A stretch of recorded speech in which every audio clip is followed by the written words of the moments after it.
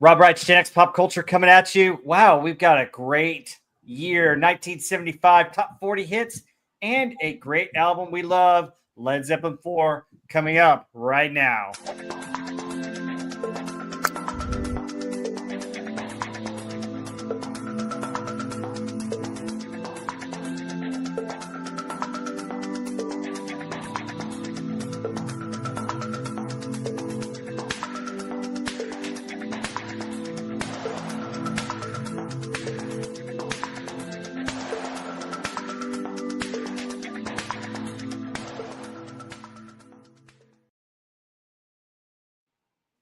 Welcome once again to Rob Wright's Gen X Pop Culture. We are so glad that you are here with us, and we're really ready to talk about a great year in music. And let me talk to my distinguished panel, introduce them one at a time. Heather L., how are you? Man, the crowds are screaming. They're out of control. Woohoo! Yeah, they are. Woo-hoo. Doing good. Cool. Agent Pepsi One, how are you? Oh, I am doing great. The term is over. The grades are in. I have vacation. Well, after tomorrow, I have vacation. So I am doing wonderfully.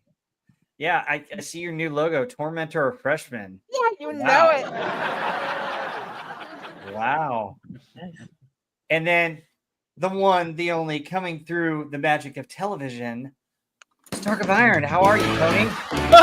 Hey, did somebody order a special guest? Ha. Man, I tell you what, the flight here was a pain. My arms are tired. I digress. It's a pleasure to be here. Who's the boss? It is a pleasure. Yes, thank you guys for being here. And thank you guys to everyone who's in the chat. Of course, newly ranched Wes Cagle, SP4H is here. Theta of the Grid is here. I think I saw FHK C2005 here earlier. So welcome one and all. Folks, feel free to chat about these songs. We'd love to hear your input as well. Guys, this is a good year for music. What do you guys think overall? Good stuff. It was in 75. It's about time we had a good year. These last few top 40s have been a pain in the rear. Oh, come on. A campaign that will smear. I know we will fear, but this one's a very good year. Yay! Yay, good job, Tony. Love that. Yeah. Somebody had to rewind the tape. Oops. It's just the auto tracking. Hey, I got one of those. I got one of those cool. You're on super long play. You're on SLP, and you need to Yeah. Yeah. Hey. What? And for the looks of it, I need to clean the heads too. It's fine. Yeah. You look like when we put two recorders next to each other to dub. Right. You know? Yep. That's all special effects. It's Halloween, and in Halloween, I like to go and be remiss to those classic slasher tapes and the B movie reels, and so I'm like, yeah, let me come in high fidelity on a VCR. Yeah, absolutely. Well, folks, welcome to Rocktober. Today we've got 40 hits. We count them down from 40 to 1 with a little bit of news and the best of the rest from the Billboard Top 40 from 1975 for the year end of Billboard, by the way. And then we're really going to rock your world with our album we love, Led Zeppelin IV. That comes towards the end of the show. Stay tuned for that. That's going to be a great segment here. We've got a lot about that album. But first, let's get to 40 through 31 right now.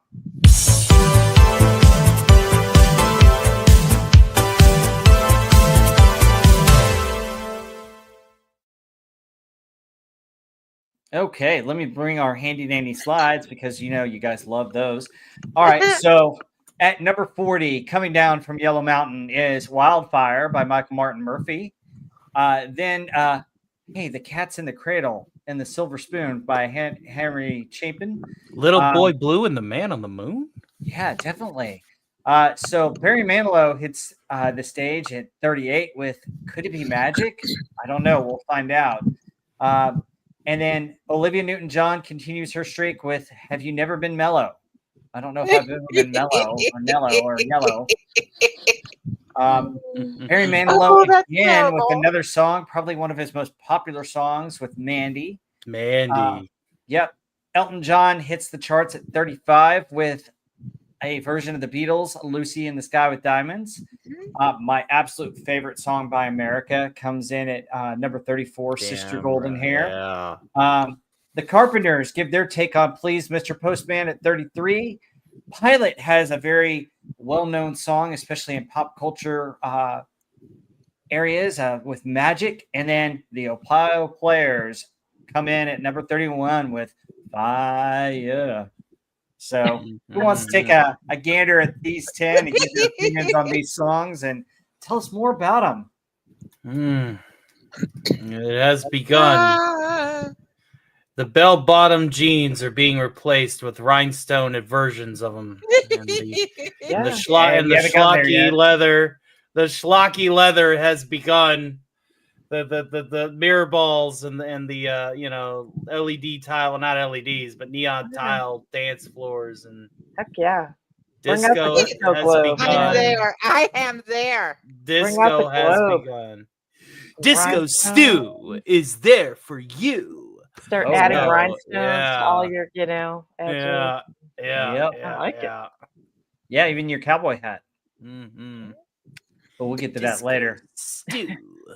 All right, so Tony, you sound like you want to. Yeah, I'll take a gander at it. I'm up and I'm ready. I'm ready. No, I love Elton John's cover of LSD. I mean, "Lucy in the Sky with Diamonds." I mean, that is what it's about, right? Or it could be about Lakeshore Drive in Chicago. You never know. Lakeshore Drive in Chicago, just tangerine trees, marmalade skies. But I digress. I love his cover of it. It's not as good as the Beatles, but it's a good take. And this one sticks out the most for me. "Cats in the Cradle" obviously also sticks out to me. "Magic" and "Fire" both stick out to me. Like this you're beginning to see, like, when people think of the 70s, they start thinking of this kind of music, because again, this is 75. It's right in the middle. The transition of musical style is changing. It's new, it's fresh, and it created a bigger impact on the musical zeitgeist. And so, you're gonna. That's, I think, one of the reasons why this list is a little bit better than the last 4 that we've had is because of that reason. Hold on. Are you ready for this? I got this. The finger's over the buzzer. In fact, I'll just go ahead and I'll pass it to Pepsi if she wants it. That way I can, Okay. Yeah, but button. What are some of the ones that stand out in this 10? Which ones do you like? Well, I just said "Lucy in the Sky with Diamonds," "Fire," "Magic," and "Cats in the Cradle." Yeah. All right, Agent Pepsi One, sound like you're itching to argue. You would not argue per se, because I actually, Mike was read in your calendar. I actually agree with him. What? Wow! What? This is a great. Wow! Oh my goodness! What? Ladies and gentlemen, we have a first. Agent Pepsi One agrees with Tony. What? Wow!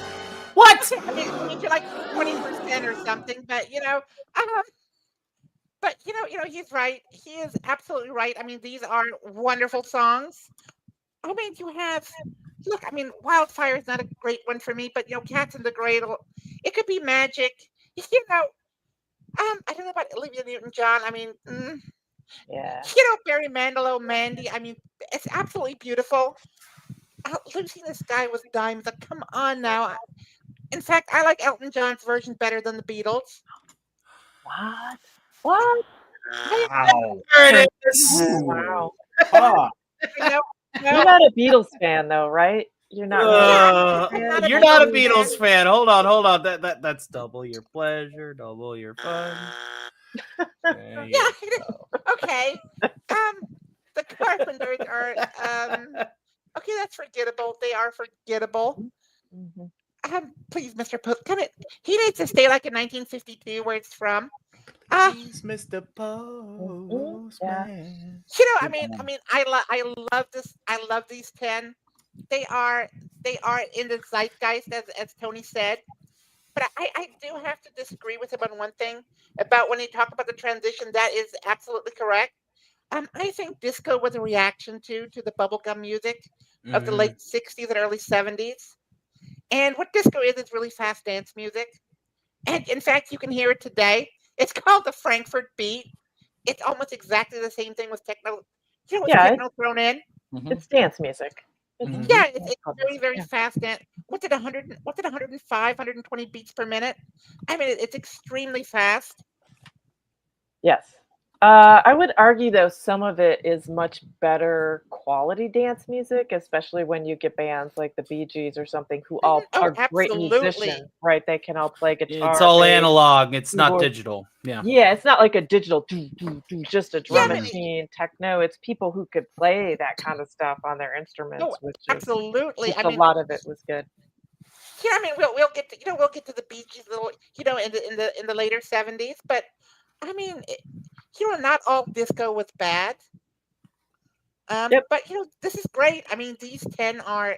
I mean, what do you say? But Tony's absolutely wrong. 1972 wasn't too bad, but 73, Yeah. 74, that's okay. And that's what I have to say about this. Survey says. Tony's Oh, wrong. wow. Eh. Wow. All right. Hello to Lombardi 1969 and Crouching Taylor Hidden Swift. Glad you guys are here. Heather, wanna what's your know. take on these 10? Want to know what is hidden in Taylor's Swift? If we can I answer have that. That's no Matt idea. G. Don't That's wanna Matt G. know. I That's the don't question. want to know. Yeah, I like Lucy in the Sky with Diamonds too, and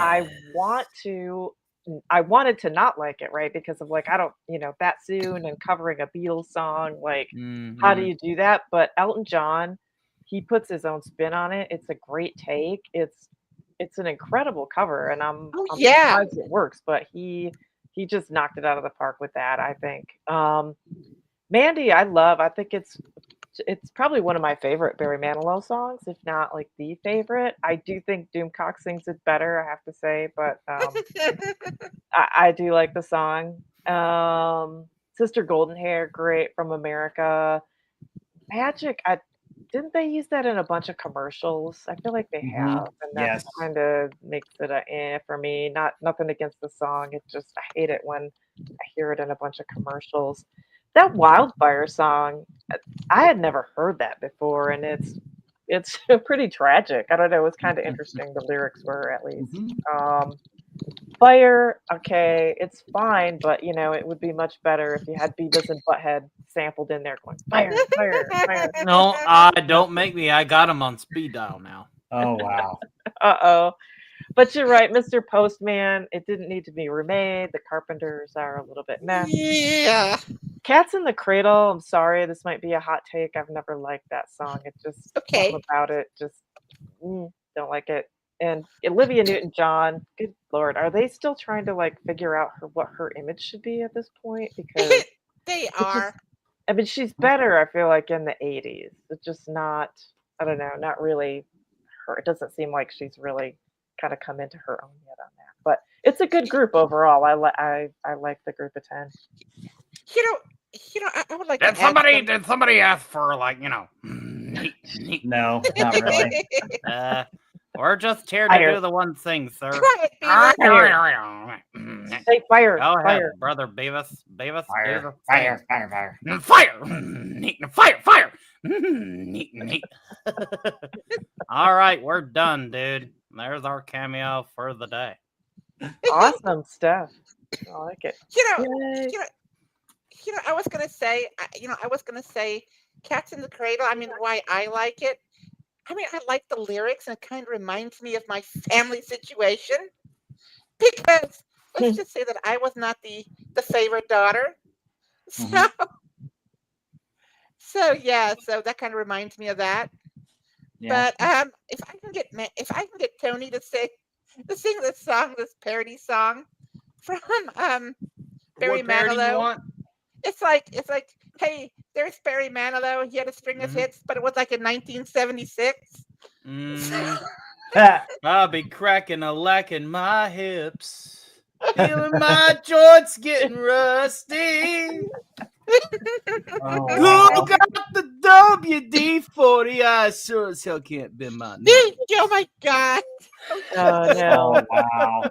Oh man! Wow. Off the cuff, it's I Tony, tell you it's what, I amazing. will work. I will work on that. Be sure to email me and remind me because I have so Okay. many That's a things good one. flying Yeah. past my desk. I will definitely do that for you, buddy. That's a good one. Oh, thank you. All right, so this 10, Wow. I like this 10, but so Wildfire was introduced to me by my mom. My mom had the Martin Oh, Murphy really? album. Yeah, Michael Martin Murphy. Basically, he wrote this. He was in his third year at UCLA, and this was off of his one of his first albums. And he had a dream about this, and basically, it goes back to a ghost story that his grandfather told him, an old Indian legend of a ghost horse. And that's what the song's about. And what I love about the song is first the piano opening of the song is really, really pretty. Mm-hmm. And then I like the slide guitar on it, Yep. along with the acoustic guitar. I just think it has a good rhythm, and it's a sad song, but it's an interesting one, and it actually fitting for October for Halloween, and a fitting song to kick off the countdown with. Yeah. So I if you didn't haven't know heard it was a ghost, but I thought it's Yeah. a sad song, and it's Mhm. it's really pretty. The instrumentation is really Yeah. pretty. I liked it. I had never heard it before. I was like, oh, it's kind Yeah. of cool. It's very pretty. I'm not a big fan of Cats in the Cradle. It's too sad for me in a way, but it's based on a poem that Harry Chapin's wife wrote, Cool. and so he used that and incorporated it into his music, which was interesting. You guys have told me about Olivia Newton-John. The less said, the better. Mandy's a good song by Barry Manilow.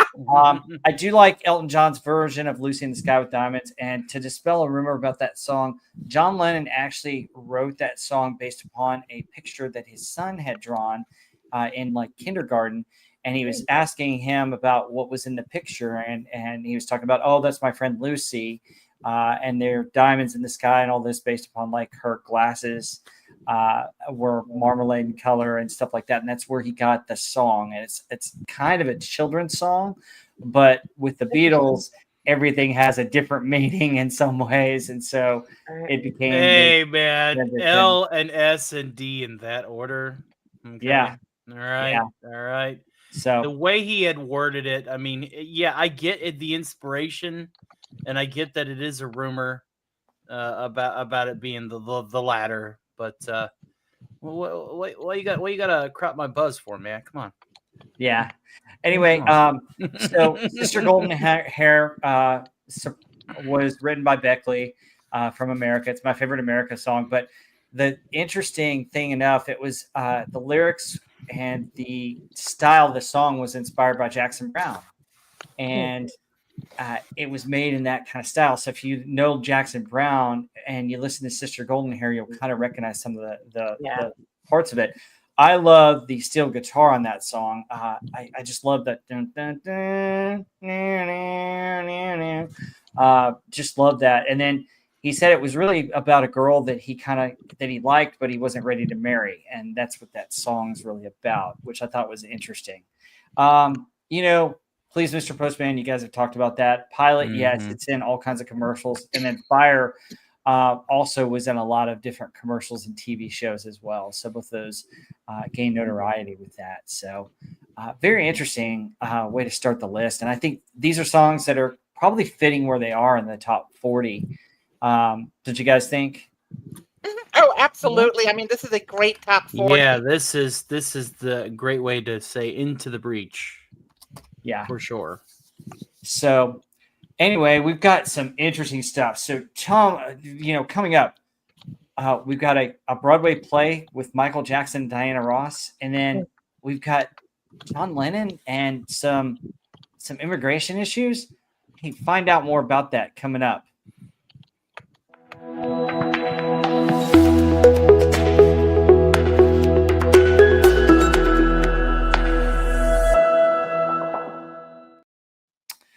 let's get to the news. Take it away, Okay. Agent Pepsi 1, January through March. Yeah, January through March. Let me see what happened on the 2nd of January in New York City. You had a U.S. district judge by the name of Richard Owen ruled that former Beatles John Lennon and his lawyers could have access to his Department of Immigration files pertaining to his deportation case. That's bad news because, okay, never mind. January 5, The Wiz, a new musical version of The Wizard of Oz, opened at Broadway's Majestic Theater in New York. Excuse me. On January 6th, 1,000 Led Zeppelin fans were waiting for tickets to go on sale for Led Zeppelin's February 4th concert, and they caused an average of $30,000 damage to the lobby of the Boston Gardens. Jeez. Wow. Oh my God! I mean, this for the early 70s. That's like That's a lot. that has to be like $500,000 today. Mhm. Oh my God! Yeah, the fans broke chairs and doors and caused other damage to the building. Boston Mayor Kevin White canceled the upcoming show. I would have done the same thing, by the way. Good man, Kevin White. On the 8th of January, 3 Led Zeppelin concerts at Madison Square Garden sell out in a record of 4 hours. I wish I were there to just see one of those. Oh, that would have been awesome. Yeah. I would have Yeah, loved I that. mean that would have been amazing. Mhm. The Warner Brothers music show begins a 9-city, 18 show tour of Europe. Excuse me, my allergies, constant drainage. Oof. Yeah, it's that time of year. Jesus, last year was all year, but where was I? Yeah, Wonderful.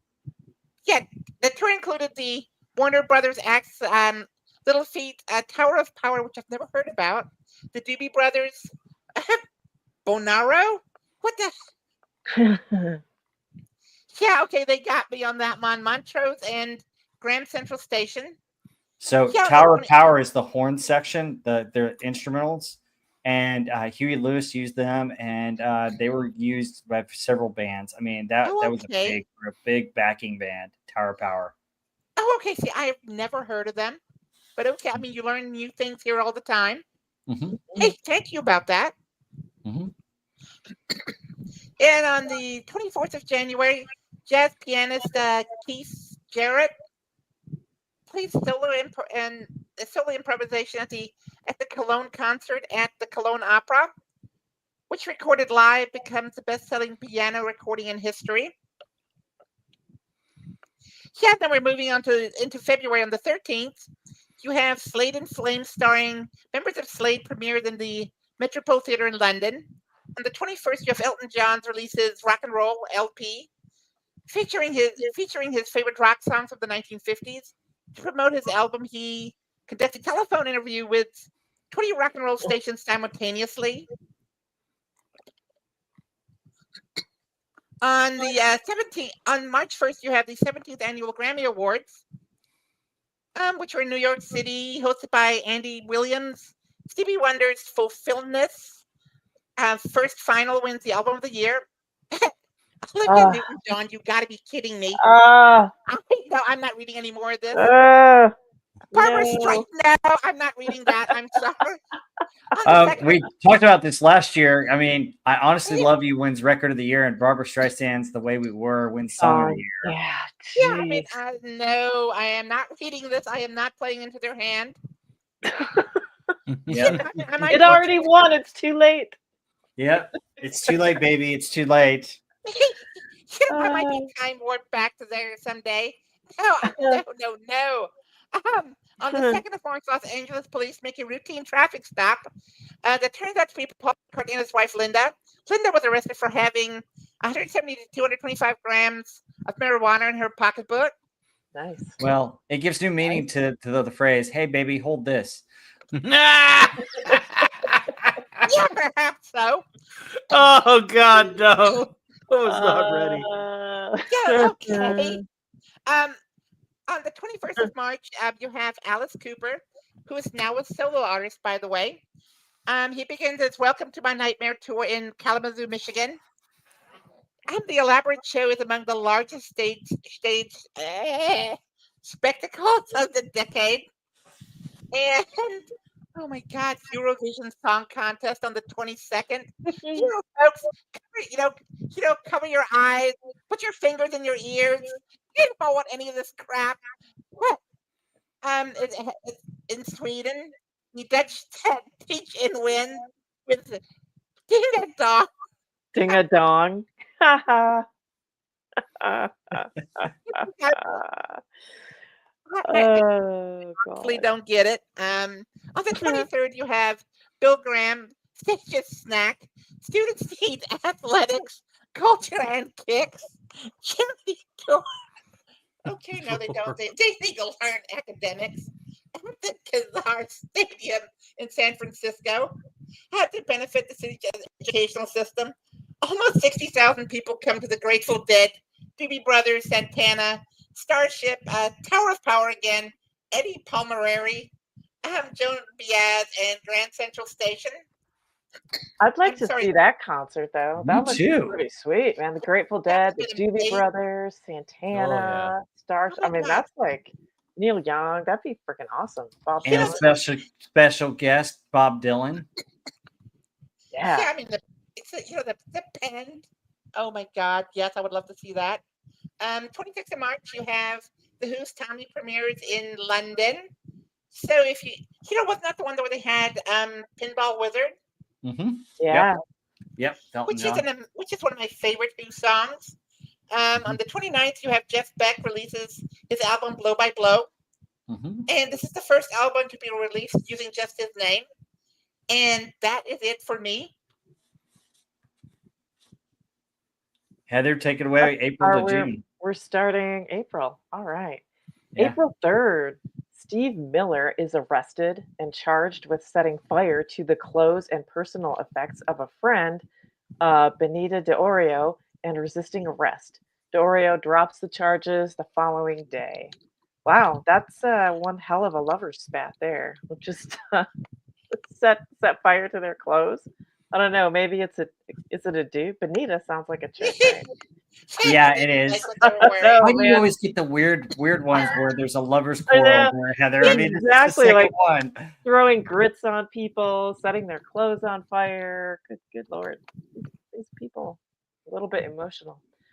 April 7th, Richie Blackmore plays a final show with Deep Purple in Paris before quitting to form his own group, Rainbow, which Rainbow is also awesome. So is Deep Purple. April 17th, Cambodian singer-songwriter Sin Sithamut and his pregnant wife are among millions forced out of Phnom Penh by the Khmer Rouge. That's sad. April 24th, Pete Ham, founder of the group Badfinger, is found hanged in his London garage. His death is ruled a suicide. April 25th, Alice Cooper's first television special with special guest Vincent Price, Welcome to My Nightmare, the making of a record album, airs on ABC's Wide World in Concert, part of a short-lived late-night variety series. Oh, that Wow. would have been a cool series. That's too bad that wasn't a bigger deal. It's like, I agree. It sounds like that should have been something done in October for Halloween, given his. Like if it was a series, I'm sure they were probably planning on more, but that's pretty cool. Yeah. I'd like to see that show. April 28th, Tom Snyder interviews John Lennon on The Tomorrow Show. May 1st, the Rolling Stones announced their forthcoming North American tour by performing Brown Sugar from a flatbed truck on Fifth Avenue in New York City. The occasion was guitarist Ronnie Wood's debut with the band. Man, that would have been cool too. All this cool stuff happened. Yeah. May 10th, Stevie Wonder performs before 125,000 people at Washington Monument as part of Human Kindness Day festivities. June 1st, the Rolling Stones opened their North American tour in Baton Rouge, Louisiana. June 20th, Talking Heads performed their first show at CBGB in New York. June 23rd, Alice Cooper falls off the stage during a concert in Vancouver, Canada, breaking 6 ribs. Ouch. Oh my God! How did that Man, happen? I wonder how Jesus. much substance was involved in that fall. 6 You foot. know, That's freaking you wicked. know how far do you have to fall to do that? Well, it's pretty My high. God. It can Yeah, be pretty high depending on the type of venue. That can be a ways. that can be Wow. 10 to 12 feet. Yeah. So Yeah. Especially if it's a theater. Like the stages that they set up now in like arenas are lower, but if you're in like an old school theater, there could be a pretty big distance Oh, away. okay. See, that's what I was thinking about, like arena stages. mhm. Yeah. Maybe 6 feet at the most. Yeah, theaters can be pretty I mean, steep. I guess if you fall on something, that would break the ribs. But Man, that's wicked. I mean, Yikes. that's a tough. That's a tough job. FKHC 2005 says he lands on a chicken of all things. Wow. Oh Lord. Ironically, breaking ribs, landing on a chicken. And crack the chicken's beak. It was Yes. tragic. I'm surprised the chicken wasn't flattened. It's probably dead, wasn't it? I mean, that's Should the have thing. been. Jeez. Wow. Okay. June 24th, Jean Dupé. Okay. The unofficial national anthem of Quebec is performed for the first time by Gilles Vinegeal. I'm not sure how to pronounce that. In a concert on Montreal's Mount Royal. June. Thank God you're getting all these hard to The pronounce French. I just kind of Great. slur it. I have You no do. idea how Better to than I pronounce do. it. It's like, you know, Heather Hell and the disaster reel. if it's French, I just say and then that's good enough. Okay. Parlez-vous, Francois? June 30th, Cher and Greg Allman are married in a Las Vegas hotel suite. That same day, the Jackson 5 leave Motown for CBS Records, but the brothers are forced to change their name to the Jacksons because Motown owns the Jackson 5 name. Wow. Jermaine Jackson stays with Motown when his brothers break their contracts and leave for CBS. He is replaced by the youngest Jackson brother, Randy, as a result. Interesting. Wow. Interesting stuff. Anything else about this this half of 1975? Interesting year. Yeah. Yeah, I mean, there's a lot that went on. Yeah, there is. I mean, Ron Wood, we're going to talk more about him later on as well, because it's interesting the band he left. But man, cool concerts and festivals and Mm-hmm. just the Rolling And Stones. French played out names. in the- Yeah, the You French know- names I'll pass on, but I do have to talk about Deep Purple and Rainbow. Those Yeah, are yeah. two of my favorite bands. hmm I mean, say what you will about Richie Blackmore. I've met the man once. Oh, cool. He was an absolute gentleman to me, but that might have been my waitress uniform. and his wife sitting right next to him. But he's married to Candace Knight, and they do Blackmore's Night now. And, Oh, I didn't know that. Yeah, I mean, he does like 16th century music. Wow. Because he can't. I saw an interview with him. He says he can't play, the rock and roll anymore the way it's supposed to be played because he has arthritis in his hands. Interesting. The band is like 80 now. I mean, He's an incredible musician, and I love absolutely. Deep Purple. Man, Deep Purple and Rainbow are both fantastic. Oh my God! I mean, I could listen to 16th century Green Sleeves all day long. Rainbow Rising, Temple of the King, I Surrender. And then of course, Deep Purple's 1984 album. Yeah. I mean, it is amazing. Yeah. But Great. yeah, I mean, great. I mean, it's just. Yeah, But, he's super talented. He's very talented. Yeah, I know he's with trouble personality. other people in the bands too, like in Deep Purple and Rainbow, they weren't the easiest people to get along with either. So I mean, No, I think true enough. Clash of artistic egos. Yeah, too many kind of alphas in the band, I think. Yeah, but in Rainbow, I mean, there's so many people in Rainbow because that was his band, and he was so cheap with his bandmates. Oh no! It's basically like starvation wages. Oh, I mean, that's what Dio said when he was singing with them. Huh? Interesting. Well, Dio ends up, good on his own too. So Yeah, I mean, an to amazing me, like artist. to me, Dio wanted to do what he wanted to do too. Oh, So yeah. that's part of it. But yeah, interesting.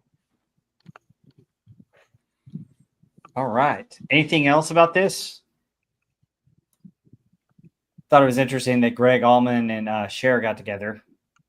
Cher got together with everyone. I was about to say this is Cher- Cher. Cher gets around. Well, I mean, I know she gets around, but she actually got married to the she man. likes musicians and Well, She after a loves while, them southern rock musicians, especially, Mhm. Yeah. You can ask Sonny about that one. So, yeah, very, He very. came up to me in Vegas in the middle of the show. Yeah. I still can't believe the Led Zeppelin Boston issue. I mean, you're selling tickets to those fans and they're in there breaking chairs and breaking down. What is wrong with Boston people, man? They're rough, tough. And, oh my gosh. I guess the alcohol sales were in the ticket line, huh? Hey, So- no. Hey, no. Yeah, the concessions were open. Maybe. I don't know. I mean, you're selling tickets for a show that probably isn't in until later on that year, but kind of fun, kind of interesting. Yeah. Wild.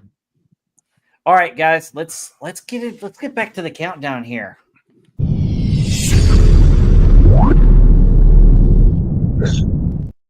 30 through 21. Okay, so we got the Ozark Mountain Daredevils with Jackie Blue. Mhm. The Isley Brothers with Fight the Power. Helen Reddy with Angie Baby. Freddie Fender has his first song on this top 40 called Wasted Days and Wasted Nights. Stevie Wonder with his hit Boogie On Reggae Woman. Major Harris, Love Won't Let Me Wait. War says, Why Can't We Be Friends? LaBelle with, Heather, can you really pronounce all these French words in this song? Lady Marmalade. We'll see if she can. Parlez-vous, François? Yeah. Van McCoy and Soul City with a popular. Ooh, I can't. Never mind. I'll just butcher it. Yeah. Trying. Yeah. I'd have to read the words.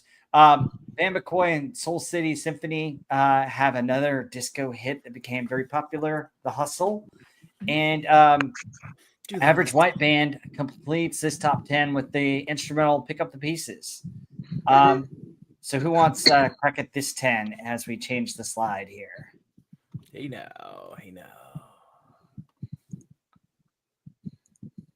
Anybody? Wow, you guys are quiet. Go ahead. Yeah, I'm thinking. This 10. This 10 isn't bad. I like Jackie Blue. Angie Baby. I don't know. I don't know if I've ever heard of that one. Mm-hmm. But I'm a Lady Marmalade. Nah. I mean, that's not for me.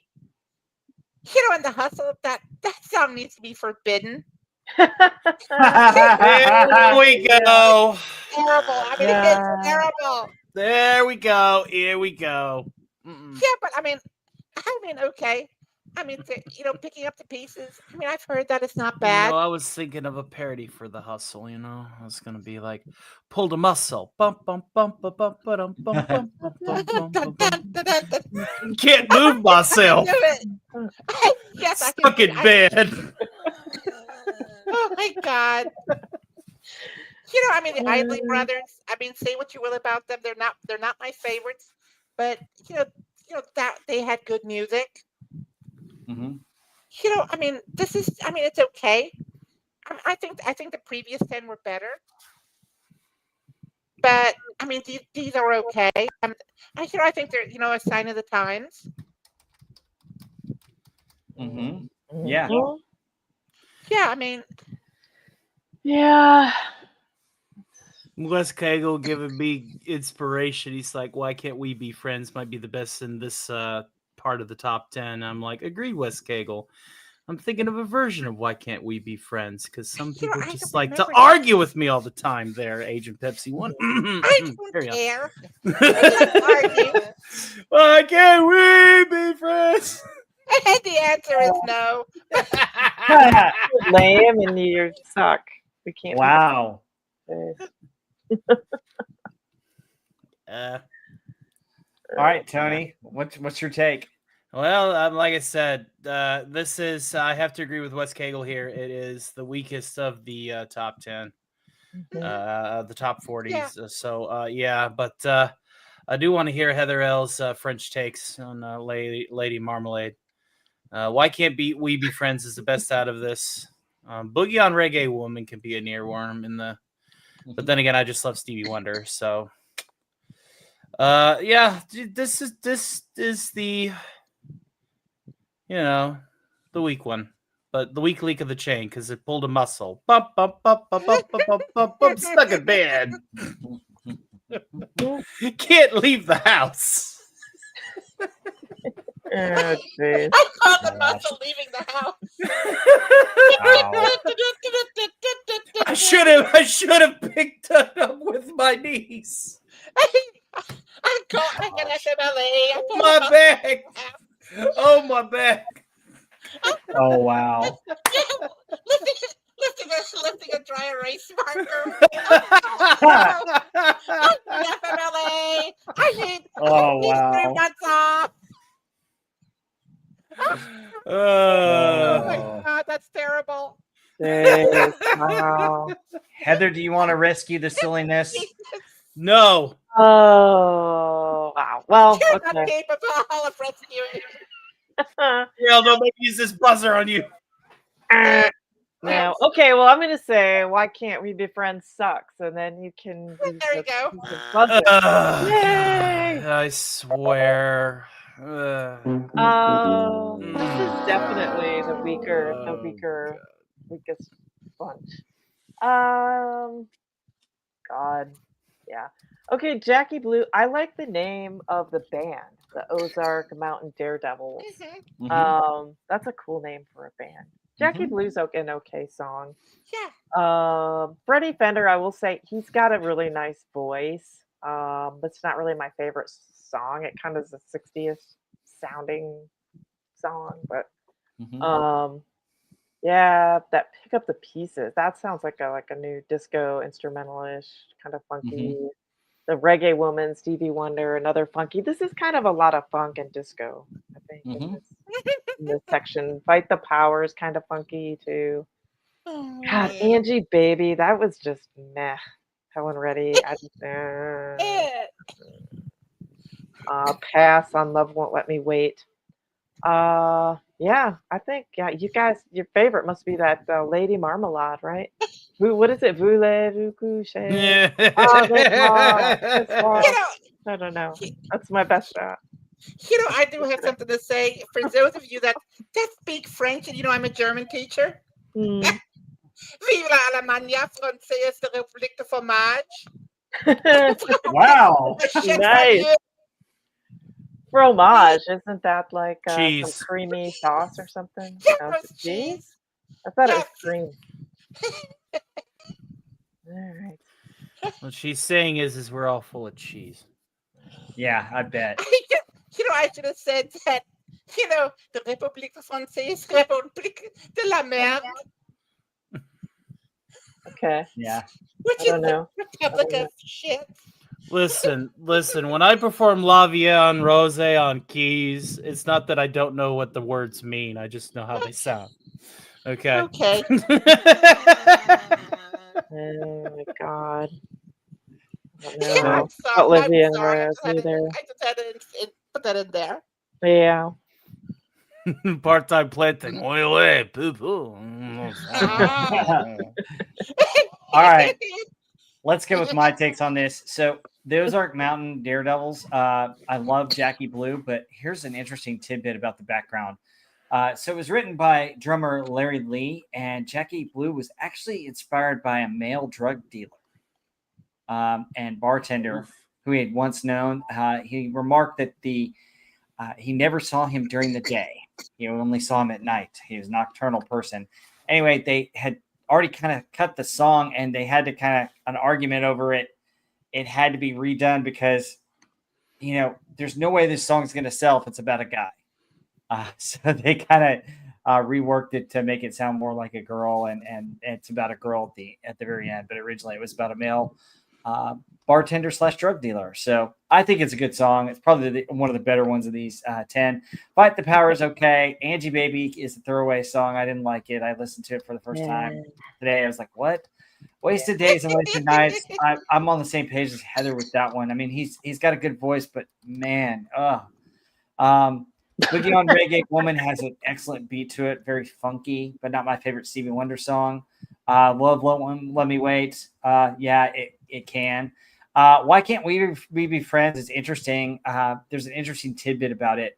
So 1975, the space race was still in full swing with the U.S. and Soviets. But however, in outer space, when NASA beamed it to the linking of Soviet cosmonauts and U.S. astronauts for the Apollo Soyuz test project, to where they were linking together the modules in space, they played this song, which I thought was very interesting. I think this song has a special meaning when you look at, U.S.-Soviet relations, and I almost wish we would have more songs like this that would try and bring us together, which is what the message of this song is. And I think it's a great song for those reasons. The Hustle is catchy, but man, they play every single commercial. Every time you reference disco, do the hustle, do. And I'm just like, oh my god! Listen to change, jostle. Yeah. Pick Up the Pieces. I didn't know it was called Pick Up the Pieces, but I had heard the tune before. It sounds similar to a lot of other songs that you hear. So I think it gets sampled a whole bunch. But that's my take. I think I agree with you guys. This is probably the weakest of the 10 here of our top 40, the weakest 10 of our top 40. But hey, it's an interesting one. Any other thoughts on these 10? I think we've pretty much covered most of it, right? Yeah. Well, we got our opinion here from Mr. Horse. Would you like to say something? No, sir, I didn't like it. Ren and Stimpy reference. Nope. Yeah, I never saw Ren and Stimpy. I'm sorry. My ignorant youth has shown finally at last. Oh, jeez, man. Wow, it's very terrible. Very I terrible. love Ren and Stimpy. Well, at least Agent Pepsi 1 got the reference. Very my good. God. Very good.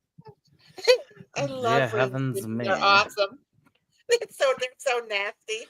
Powdered toast man for the win. Okay. All right. The old fish. Whenever DC goes, powdered toast man, I'm like, I know who that is. Yeah, that's a hole in my knowledge for sure. Yeah, definitely. I mean, I'm familiar with Ren and Stimpy, but I haven't watched it in years, so I didn't get the reference right away. So, all right, let's transition. Hey, what do Willie Nelson, a car crash of a famous band member, and the reuniting of a duo on Saturday Night Live have to do with the news? Find out next.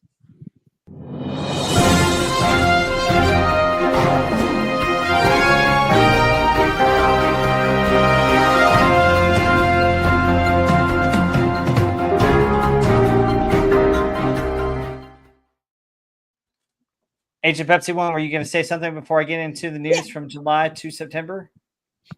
No, I wasn't going to say anything. I was just thinking out loud. You know what they had to do with it themselves, but yeah, you're going to find out. All right. So, hey, July 4th, 1975, the Texas Senate declares the 4th of July Willie Nelson Day. He does perform every year on the 4th of July, or at least he attempts to.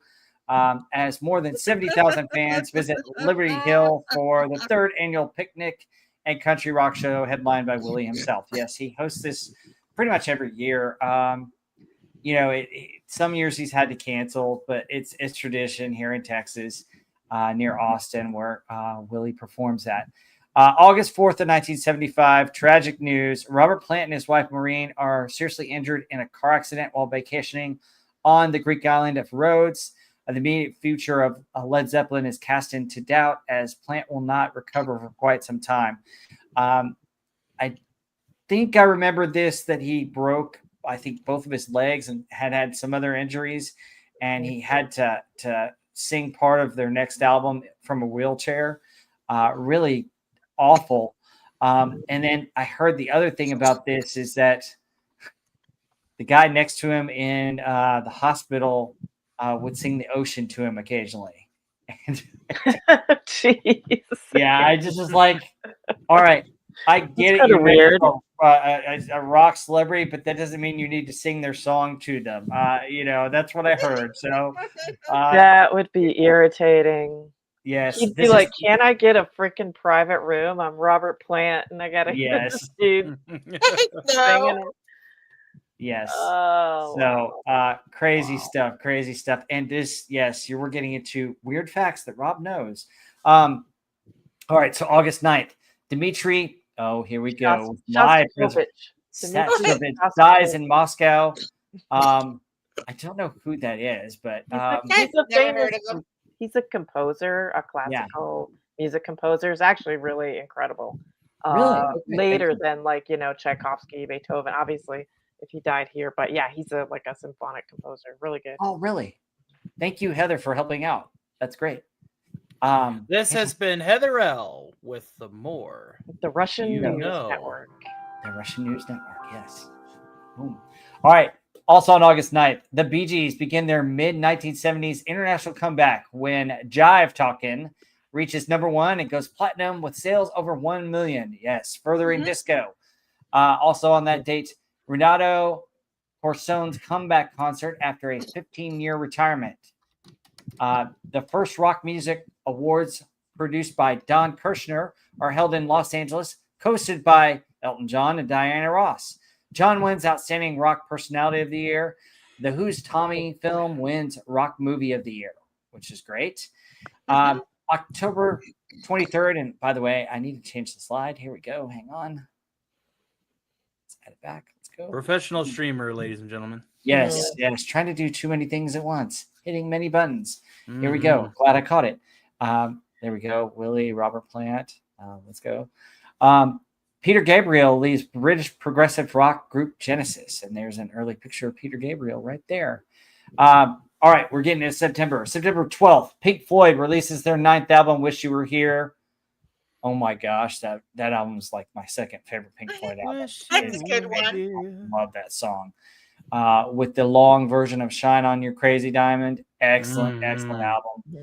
Love it.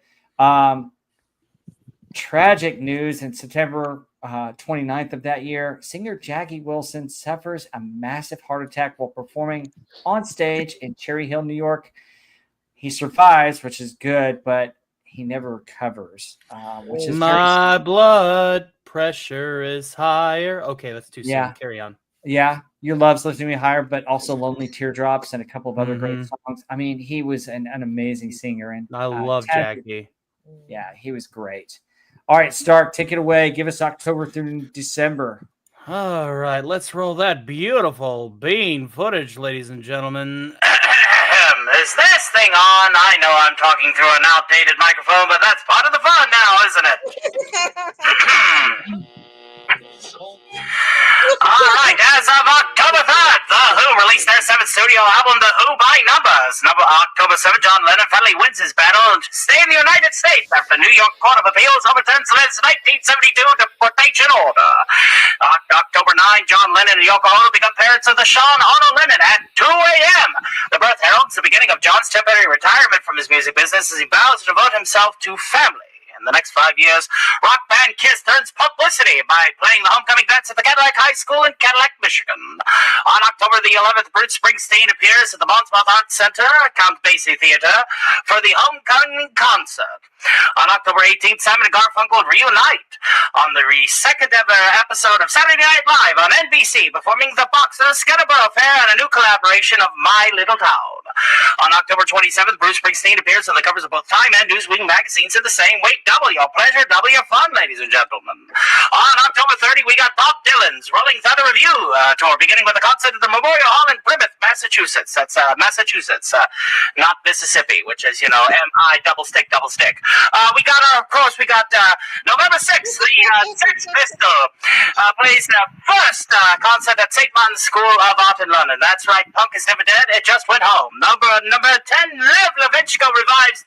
Can I repeat that? On November 10th, Lev Leshkensko revives Den Po Body, one of the most popular World War II songs in the Soviet Union. Kazakhstan, greatest country in the world. On November 21st, Queen's Bohemian Rhapsody goes number 1 in the UK, where it remains for 5 weeks of 1975 and 4 weeks in 76. December 6th, The Who was set the record for the largest indoor concert at the Pontiac Silverdome, attended by 78,000 fans. On December 10th, the John Denver Holiday Special Rocky Mountain Christmas, not to be confused with the Rocky Horror Picture Show, airs on ABC. December 18th, the official breakup of Faces announced at a London press conference. Rod Stewart will continue his solo career. Ronnie Wood is widely expected to be announced as the official member of the Rolling Stones in the near future. On December 23rd, Bernard Herrmann completes his recording of the film soundtrack for Taxi Driver, dying on the following day. How unfortunate. December 24th is Christmas Eve. Christmas in 1975. We got, of course, the first issue of Punk Magazine is released in the January 1976 cover date. A drawing of Lou Reed is on the cover.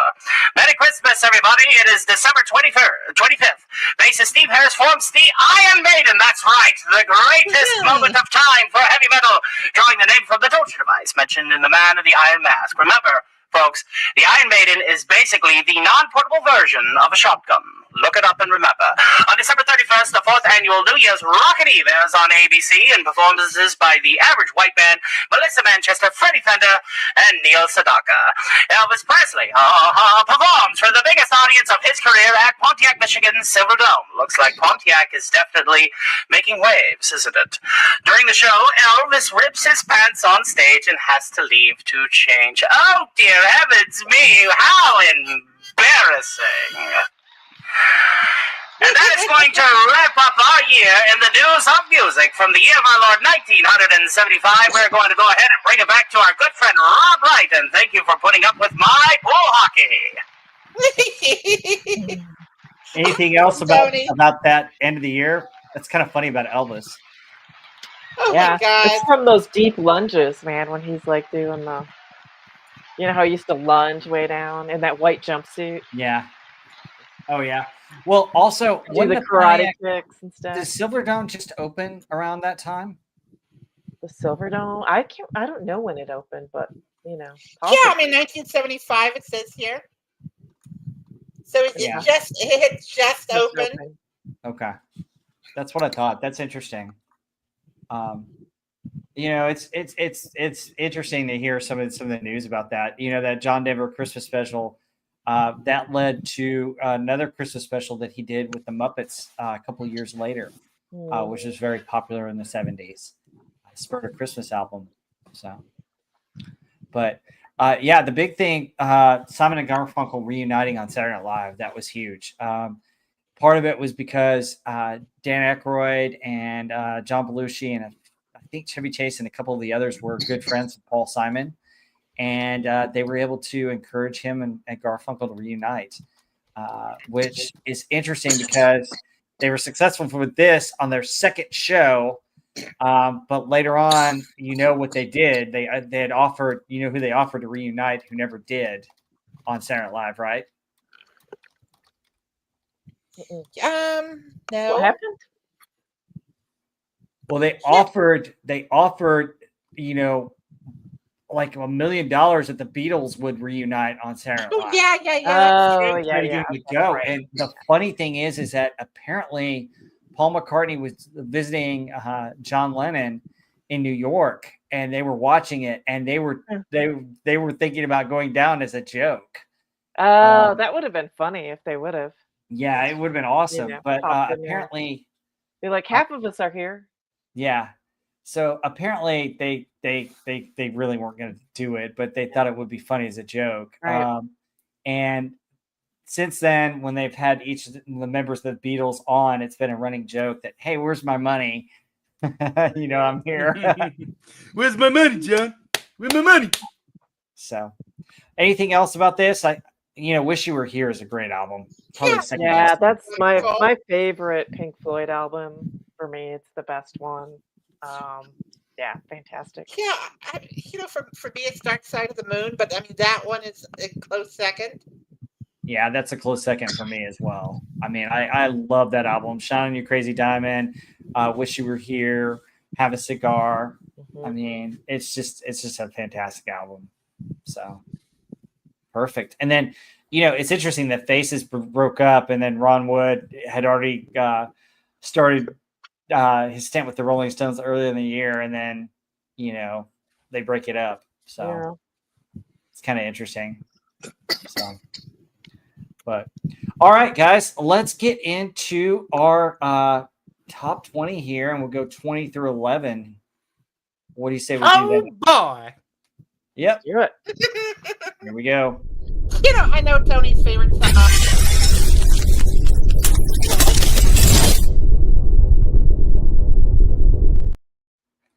Age of 51, you're Tony's favorite song? said- What? you thinking of? Yeah, right there. Yeah, Oh, I knew that was a song you were thinking. Oh, wow. All right, so this is a good section. So at 20, Janice Ian at 17, Tony Orlando and Dawn, He Don't Love You Like I Love You. Number 18, BJ Thomas, Hey, Won't You Play Another Somebody Done Somebody Wrong song, which is another crossover from the country. Sweet enters the charts with the Ballroom Blitz. The Doobie Brothers enter the chart with their big hit at number 16, Blackwater. Carl Douglas and his infamous disco kung fu fighting. Fighting. Yeah. That's lightning. I will have you know I will have many parodies to that song just for you. Oh my God. Minnie Ripperton rips our eardrums off with Loving You at 14. Finally, something we can agree on. Yeah, one of my favorite bands, my favorite band of all time, enters the charts at number 13 with Best of My Love. It's the Eagles. Damn. We get another Bee Gees reference in here. Is their hit Jive Talkin', more of the disco. And then finally, John Denver with the crossover hit, Thank God I'm a Country Boy. Country boy. Yeah. All right, who wants these? I have a feeling that I'm going to be buzzing Agent Pepsi a lot, and maybe even Heather again. Let them go first, again, for my amusement. Okay. Here we go. Go ahead. Okay. I kind of like. In fact, I do like these 10. I think At 17 is an amazing song. It's very sad, at least to me. Mm-hmm. Yeah, but I mean, it's brilliant. I mean, the singing is brilliant. The way it's put together, it's great. He doesn't love me like you. I mean, just let's be reasonable and say, Tony Orlando's career was winding down.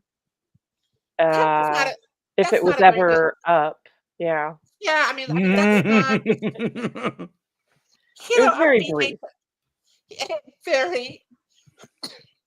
I think Dawn carried him. Those two girls.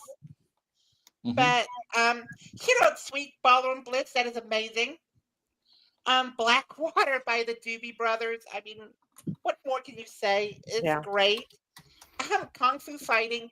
I give Tony a lot of crap for this being his favorite song of all time. But you have to say, you do have to say that this song, it fits the time period. It's a song that that highlighted the beginnings of disco. I mean, this is a great song for what it is. And if I'm not mistaken, there was a kung fu craze, like kung fu movies and stuff like that at the time. Yeah. Mm-hmm. So I mean, this is absolutely right for that. A lot of stuff. I mean, Loving You, I don't like. Best of My Love is not one of the Eagles' best songs, but okay. I had Neil Sedaka for. Well, I'm not there yet. So where am I at? Jive Talking.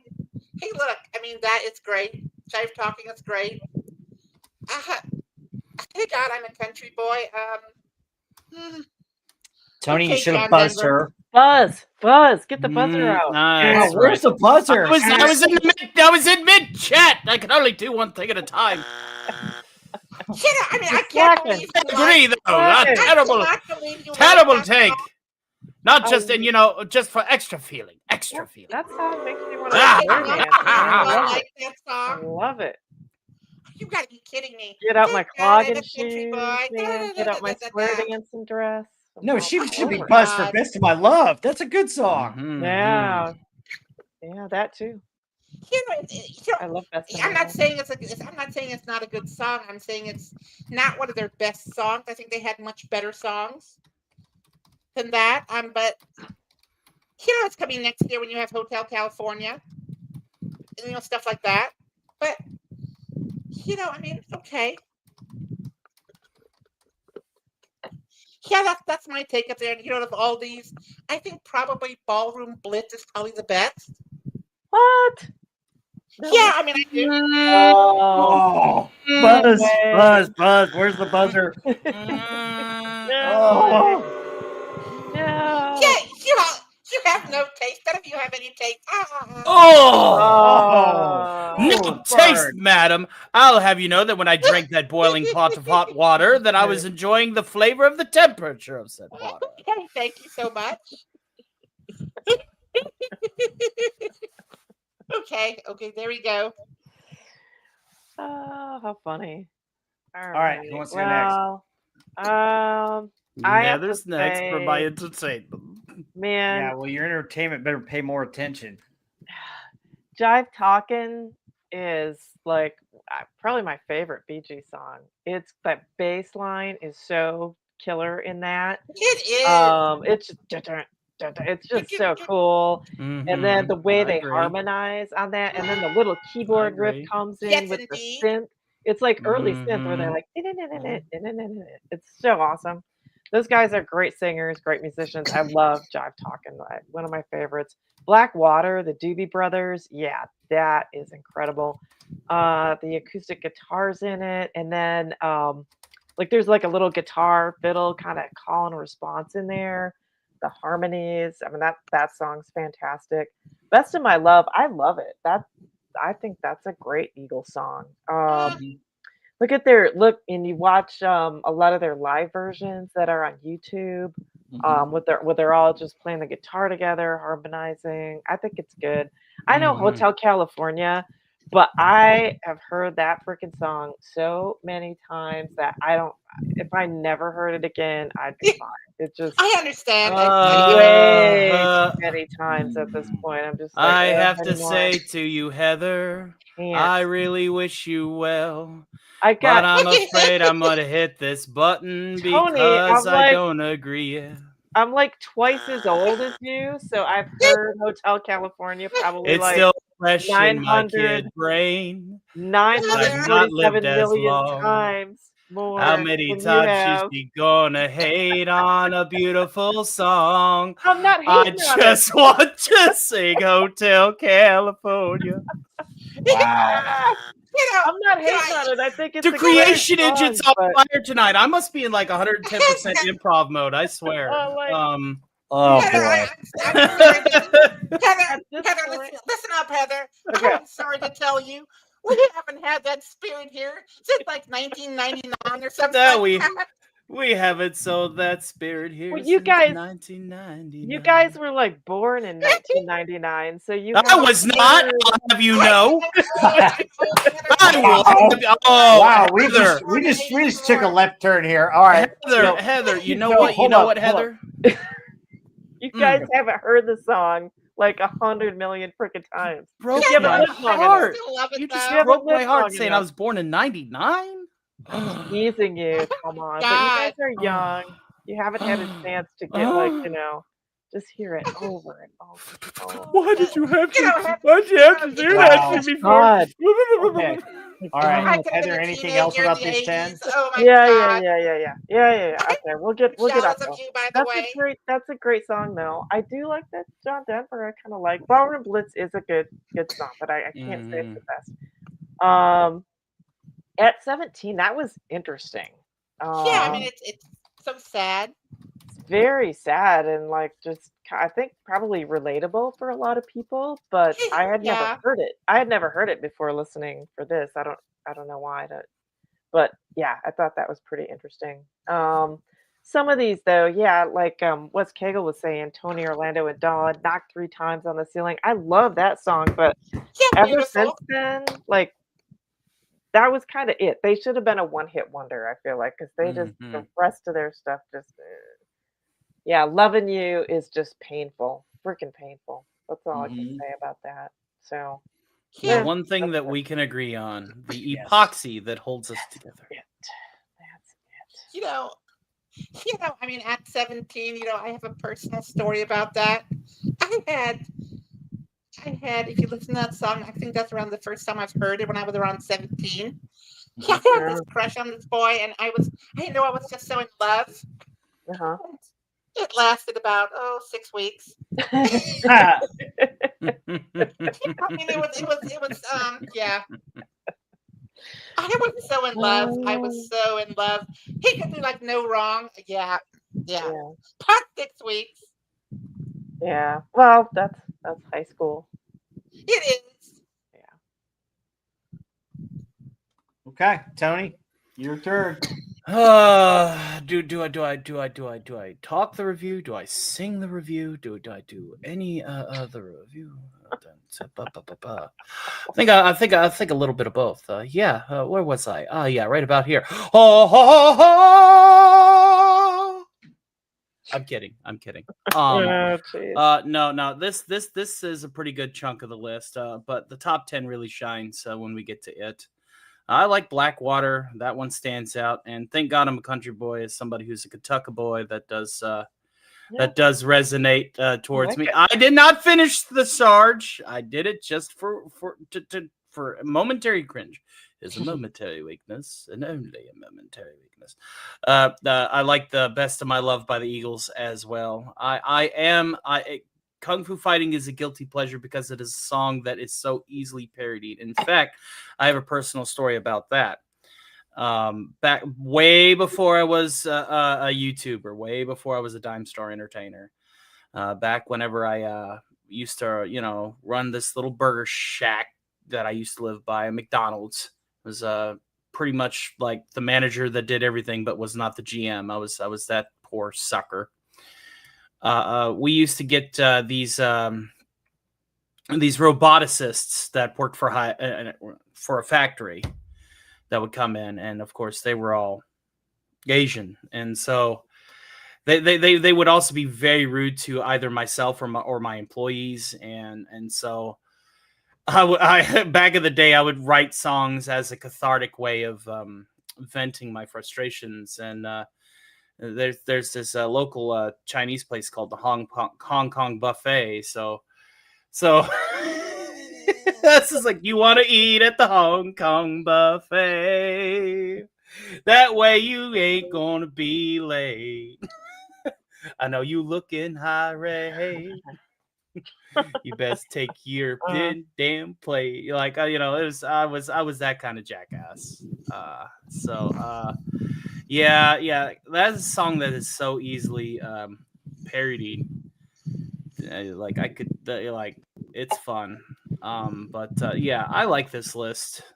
Ballroom Blitz is good, and Jive Talkin's really good, especially for the disco stew in you loves a little Jive Talkin, you fool. So yeah, it's this is good stuff.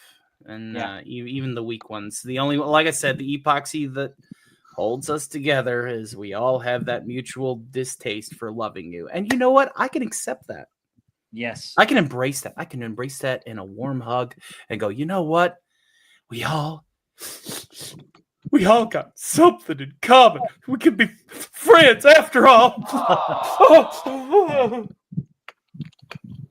All right, so I do like this set at 10. I think it's a really good set. At 17, the interesting thing about that song is Janice Ian introduces it, and she talks about her writing of that song with her experience in high school. She was very short and curly-haired, and essentially this is kind of autobiographical from her. she wrote it about the cheerleaders and the other girls that were getting the boys that were taller than her and looked a little bit better, that were getting all the boys, and that was the inspiration for this song. Kind of sad. The BJ Thomas, "Hey, why don't you play another Somebody Done Somebody Wrong" song was a big hit on the country charts, and it's a crossover hit for BJ Thomas, who also sang the hit "Raindrops Keep Falling on My Head." And it's also used a couple of years later, like I believe the next year when the Muppet Show comes out, they feature it on the Muppet Show, which is kind of cool. "Ballroom Blitz" by Sweet is classic. It's a good song. "Blackwater" is interesting. Blackwater was actually written when they were doing a gig in New Orleans in 1973.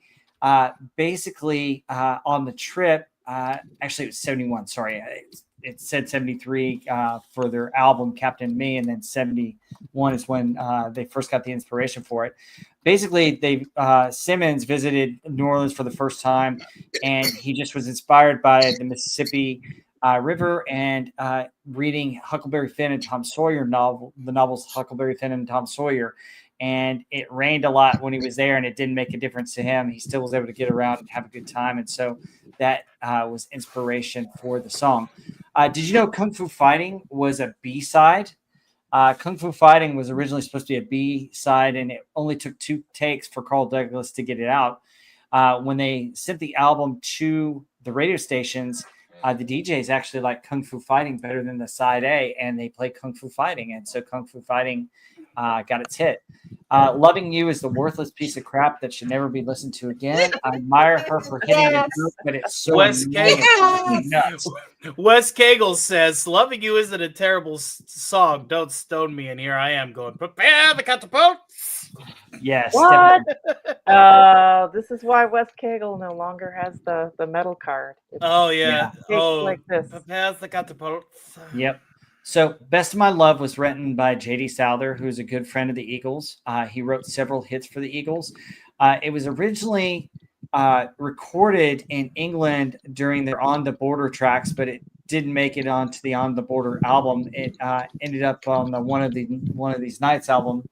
And I love it because I love the harmonies of the Eagles. I love the song. I love the lyrics. I think it's a fantastic song. I completely disagree with you, Agent Pepsi One. It's a beautiful song, and honestly, if you hear it in concert, it's even better. Yeah. The So live is fantastic. It's fantastic live. Okay.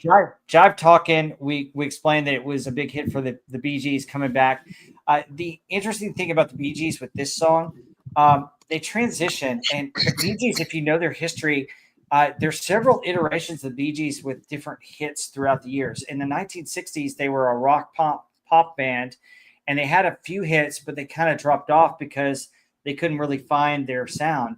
Jive Talkin' and the falsetto voice was the sound that really propelled them to mega stardom in the 70s. And it was just great. Yeah. And so this is the start of it. And Jive Talkin', like Heather explained, has so many layers to it. Thank God I'm a Country Boy is one of John Denver's biggest hits. It's a crossover hit to the country stations and to the pop stations. And I think it's one of the main songs that defines his career, along with a couple of other hits that we know, Rocky Mountain High, and a couple others. So that's my take on this 10. What else do you guys think about that? Yeah. I agree with you. Jive Talking is it's one of the great. If you're gonna talk about disco songs, you have to talk about this one. Mm-hmm. It's just one of the great, and it's one of the best. But when I hear it, I can just picture myself like in Studio 54 in like 1978, in one of those princess dresses, dancing all night. The big platform shoes. Oh yeah, dancing all night. Last time, big hair. I can just see it. But I was something. On a sadder note. The lead singer of oh God, it's not coming to me now. Of Sweet, he passed just recently. Mm-hmm. Yes. Yeah.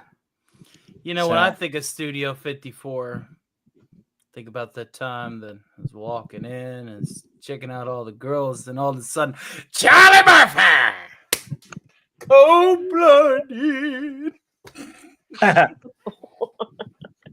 Wow. Whenever I hear the word Studio 54, I think of that that Charlie Murphy skit with Dave Chappelle and Rick James.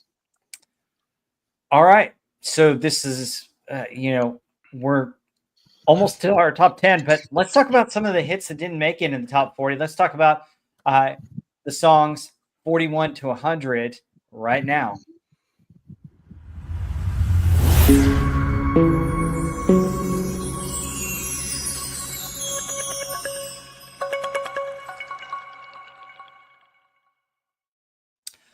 Best of the rest. Who wants to give their take on the best of the rest? You kind of almost see my take right here. Les honorable mentions. Yep.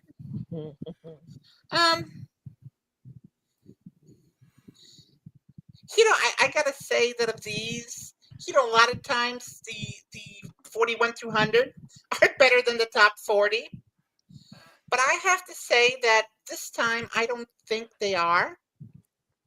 I mean, there's some really good ones here, but a lot of these are rather forgettable.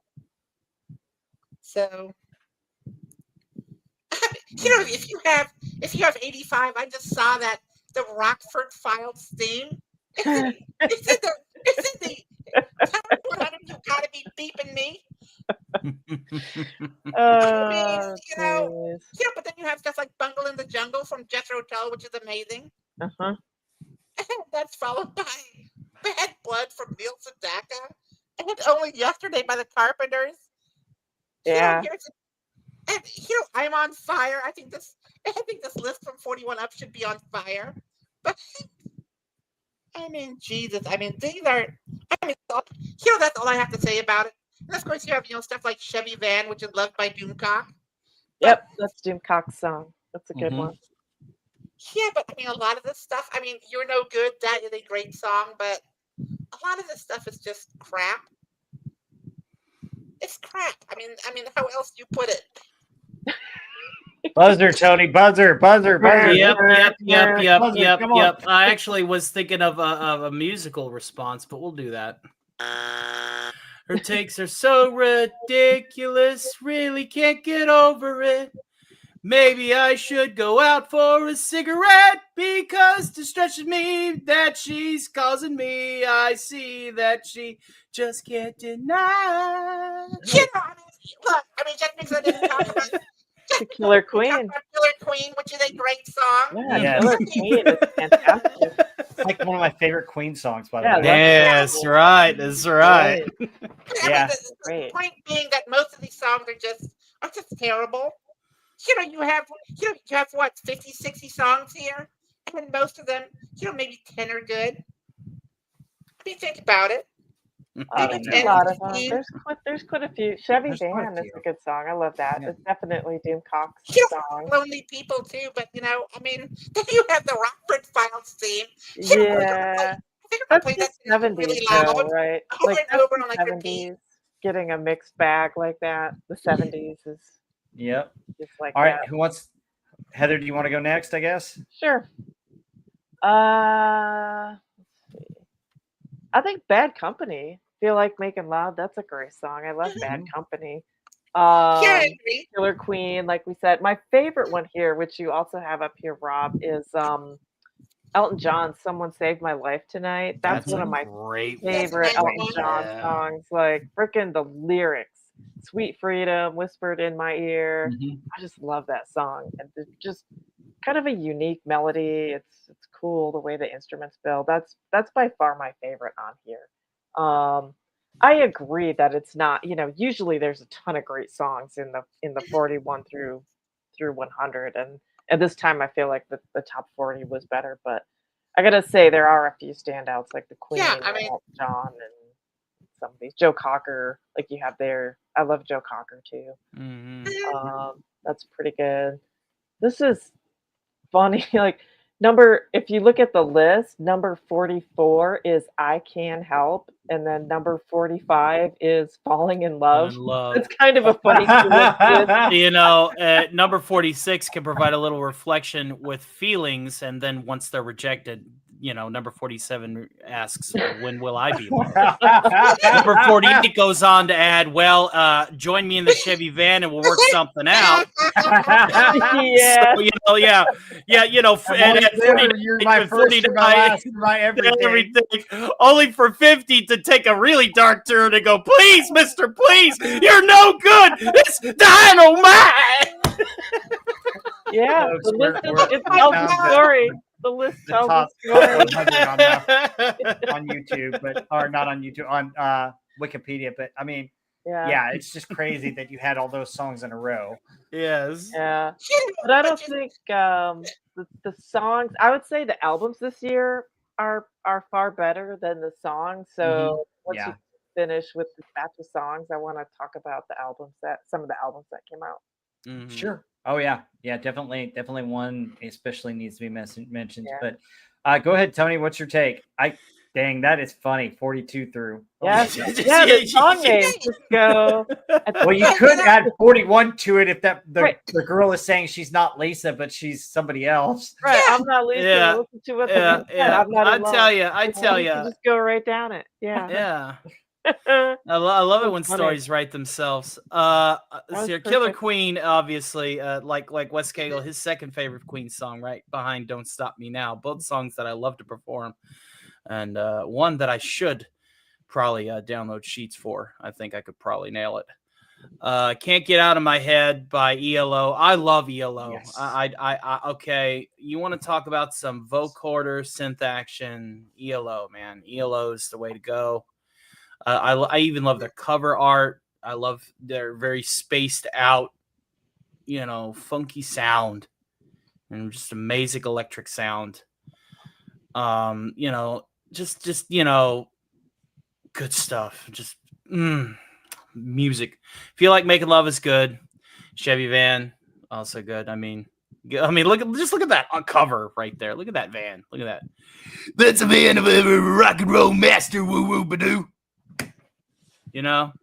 Get your groove on. Got the shag rug, spots for the speakers, a little mini bar in the back of my Chevy van. Yeah. These are good, but I do have to relent and say, the top 40 is finally, for the first time and forever in the history of the show, in the right place. Yeah, I agree with your guys' sentiment. I think the top 40 is much better than some of these, but I do think there are quite a few songs that I really like, and the 41 through 100. 10cc, I'm Not in Love. Love that song. It's a great song. I do like Linda Ronstadt's When Will I Be Loved. I think that's a very good song. I think her voice just wails on that. We mentioned Chevy Van is good. Midnight Blue is a good song. Ace, How Long is your classic yacht rock song. I think it's great. I love Lady by Styx. It's one of their first ballads. Casey and the Sunshine Band had so many different hits. Get Down Tonight was one of them. Joe Cocker, You Are So Beautiful. You guys have already mentioned Bad Company, Feel Like Making Love. I do love James Taylor, guys. I mean, we didn't mention this. How Sweet It Is to Be Loved by You. Love that song. James Taylor. Yeah. In some of our circles, like between Wes Cagle and Sean Carter and I, James Taylor is a buzzword. Yes, it is. Orleans has a great song, Dance With Me, and I mentioned that it sounded like another song a couple of times ago. But yeah, that's a great song, another yacht rock classic. The Jackson 5 with one of their last hits is the Jackson 5, which I know that Agent Pepsi 1 just loves, with Never Can Say Goodbye. I mean, yeah. I'm surprised it wasn't in the top 40. I mean, come on. I'm kidding. Cover? It's a good Is it song, but Gloria Gaynor's cover, right? Is in there? yeah, Never Can Say Goodbye. Yeah. I like that song. Killer Queen is one of my favorite Queen songs. Can't Get It Out of My Head is my absolute favorite ELO song. And folks, if you've never seen Jeff Lynne perform it in concert, you're missing out. It is awesome. He still has an amazing voice after all these years, and I love that song. Lonely People is one of my favorite America songs. It's probably my number 2 song behind Sister Golden Hair. great, beautiful song. Bungle in the Jungle by Jethro Tull is a fantastic Amazing. song. I liked it. Yes. Someone Saved My Life Tonight is such a beautiful song by Elton John. There's just something about that song that's just catchy and just touches your heart. I think it's a great song. Third Rate Romance is a good song, very catchy. Another Jim Cox staple. And then You Ain't Seen Nothing Yet by BTO is one of their staples in concerts. It's a great song. I love BTO. I guess Agent Pepsi 1 disagrees with me on that. Yeah, no, I don't disagree with you. Uh-oh. No. No, stop before you do that. I like that song.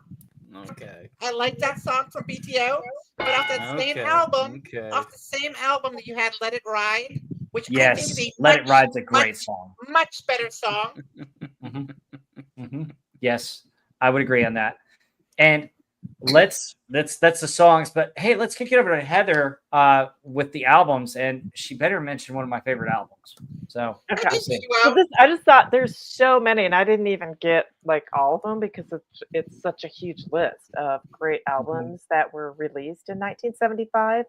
Blood on the Tracks by Bob Dylan. Yeah. That's one of his best albums. Yeah, A Night at the Opera, Queen. Oh my God, yes, excellent.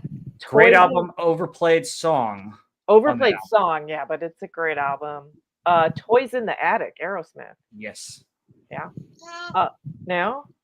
What? No, that's a great album. No. I'm not an Aerosmith fan. I've never have been. But Okay, it's interesting. it's just I just don't like. I just don't like what's his name, Steven Tyler. My voice is fading.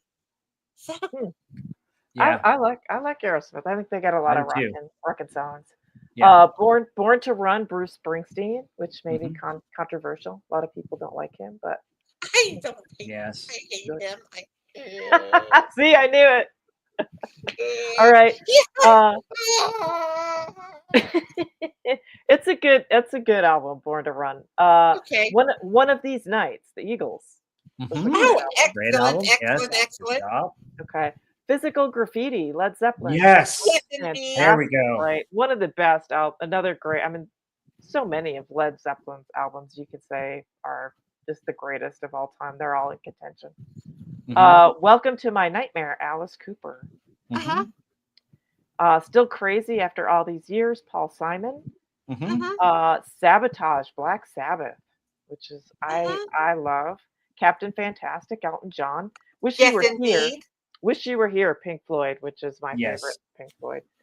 Kiss Alive, which is kind of a landmark album. Kiss was never one of my favorite bands, but the Alive album really kind of kicked off their career and put them over the top. And it's kind of an iconic album. And then a weird one, which you guys might not be into, but I love. It's kind of, if you're into quirkier stuff, Nighthawks at the Diner by Tom Waits. It's weird, Oh yeah. offbeat stuff, Very but nice. it's such a cool album. It's weird. It sounds like he's in a little lounge and you get like the background noise and he's like a storyteller. Super interesting album. So that's just a take of my highlights, but there's a lot of great albums this year. Can I add some that you missed? Yeah, go ahead. Yeah, go ahead. I think Red Octopus by Jefferson Starship. I'm not. I have to preface this saying I am not a Starship fan, but that album, I have it on CD. In fact, I have it on Super Audio CD. It's amazing. It is absolutely phenomenal. Return to Fantasy, Uriah Heep. I mean, how can you go wrong? And there's another one that this is a weird one. April Wine, Stand Back. Yeah, I like April Wine. Yeah. Just recently, the garage sale, I got Jasmine Night Dreams by Edgar Winter, which I didn't even know they released on CD, but they did. Yeah. And, I like Edgar Winter. He is let's just say he has a very heavy sound. So I mean, there's just some others. I mean, there's so many here. I mean, this is just an amazing list of albums. I mean, you can just go on and on and on. It's an incredible year. Incredible for albums, more so than singles. I mean, mean, how can you go wrong with some of this stuff? I mean, Fool in the City by Fog. Yeah. Jesus Almighty. I know. I didn't even list them all because I was like, oh, I'll try to pick my top 10 and some extras. It's incredible You here. know, I would have spent hours and hours and hours going, picking top 10. If you go down here and here's Focus, it's one of those weird groups. They do a lot of yodeling. Yeah. They don't sing a lot. Wow. They have I Focus. didn't think you had a thing for yodeling. Yeah. Wow. Yeah. Yodeler, huh? Yeah. Songs that's heavy metal. Yodelady, yodelady, yodelady, hoo. And then, of course, You're not fast enough for It's like Focus. the Mars Attacks lady sitting there listening to the. oh yeah, Slim Whitman. Oh God, Slim Whitman and the Attack of the Aliens from Mars. Yeah, I mean, there's so much good stuff here. Yeah, great stuff. All right, folks, we're getting to the top 10. Will love keep us all together, or are we going to have laughter in the rain? We'll find out. Oh. Bad jokes.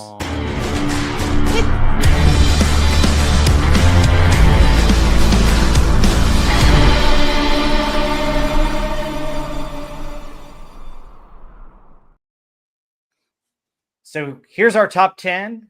Coming at number 10, which I wish was higher, One of These Nights by the Eagles, title track from that album. Number 9 is Neil Sedaka with Laughter in the Rain. David Bowie cracks into the top 40 with the number 8 song with Fame. Earth, Wind, and Fire coming in at number 7 with Shining Star. Grand Funk comes in with a song about both Agent Pepsi 1 and Heather L, Some Kind of Wonderful. Kind of wonderful. Yes, she is. Craigie Valley comes in at number 5 with My Eyes Adored You. Freddie Fender has another song in the top 40 with Before the Next Teardrop Falls. Okay. Elton John comes in at number 3 with Philadelphia Freedom. Glenn Campbell has a crossover hit, which is a mega hit, Rhinestone Cowboy. Rhinestone Cowboy. And the Captain and Tennille take the top spot with Love Will Keep Us Together. Can I take these? I know. I know. Go Tony for was it, above Agent me. 51. We're ready for you. Uh-oh. I have to say that this top 10 is one of the best top 10s that I've seen so far in the 70s. Wow. I mean, One of These Nights by the Eagles should be much higher. I agree. Then you have Neil Sedaka. Laughter in the Rain is a nice song, but I don't think it should have rated this high. Fame by David Bowie is an absolute classic. As a Bowie fan, I really like this one. Shining Star, I thought, I don't think that's a great song, but it's a soul song, and I'm not a big soul fan. Some Kind of Wonderful is a great song. My Eyes Adore You. I love this song. I really love this song. Yeah. This is great. Freddie Fender. I mean, and then comes, Philadelphia Freedom, which I think is one of the best Elton John songs. That is perfect. It is absolutely perfect for 1975 because it's a build up to the bicentennial year. I mean, this song is about basically the American Revolution. And if you think about it, that's what this song is. It talks about achieving freedom elsewhere. And, then comes Rhinestone Cowboy, which was my father's favorite song. And it is, I'm not a country fan, as you know, but it's one of those songs that are, I mean, they just grow on you, and it's great. It's uplifting. Then you have Captain and Tennille. I mean, what the hell? I mean, this beautiful listen you have these two. Please put something else up there. Not Captain and Tennille. I don't care if put in Kung Fu Fighting. Not Captain and Tennille. That's what I have to say. And I got through this. You've never karaoke'd that song with your hubby? No, we don't. Because he isn't the captain and Neil fan either. Yeah. No, my eyes adore that one. Yeah, we do play that one. Mm-hmm. So, yeah, I got through this without a single buzzer going off. Yeah. You didn't get a buzzer. You got a bell. You got a bell. Yeah, A bell for Miss Bell. A bell for Miss Bell. That's right. You're on the board. Are you gonna play or pass? Yeah, okay, this is it for me. That's all I have to say about these. It's just, these songs were absolutely phenomenal. So, I really like this top 40. With the exception of that second set, but... All right, who wants it next? Fame. Go ahead, Tony. That's right. A little fame to borrow. Fame. You Nice. two better cause my sorrow. Fame. No, I love David Bowie. So when I saw that Fame was right where it needed to be, I was very happy with that. Philadelphia Freedom as well by Elton John. When it comes to the traditional musicians, that's where I usually side, especially if they know the keys a little bit, but I might be a bit biased. Some Kind of Wonderful is an earworm no matter how you slice it. It's also easily parodied and improved upon. I've done a couple of bits with Grand Funk in the past. This is an ideal top 10. This is, I'd have to be the second to say, the tip of the spear as far as top 10s go in the history of the entire show. Because we up to this point, this is a red letter date. Up to this point, we've always been like, this song's better. This song should be in the top 40. What are they doing? This song stinks. Why is it here? This is a concrete representation of a true top 10, and that's my story, and I'm sticking to it. Tony, you are right, but I think we've had this once or twice before. Yeah. I think 81 was great. I think 82 was great. I think 83 was great. Yeah. And 84 was unforgivable. What? Unforgettable. Unforgivable. That's Whoa. what you want to be. I completely disagree with that take. Disagreeable. Get the buzzer out. Yeah, got it. I get. Yeah. Oh man, no, you get a klaxon. You don't get the buzzer. You get the klaxon. The missiles are launching. Agent Pepsi one. Okay. Should be launching it. Talk bad about Tony. Your missiles better have thermonuclear warheads on them because I would deserve it. Let me just go ahead and phone up Jarvis's older cousin by the name of Joseph. I think we can play a game or two. Yeah, no kidding. All right, Heather, rescue Agent Pepsi 1 from this.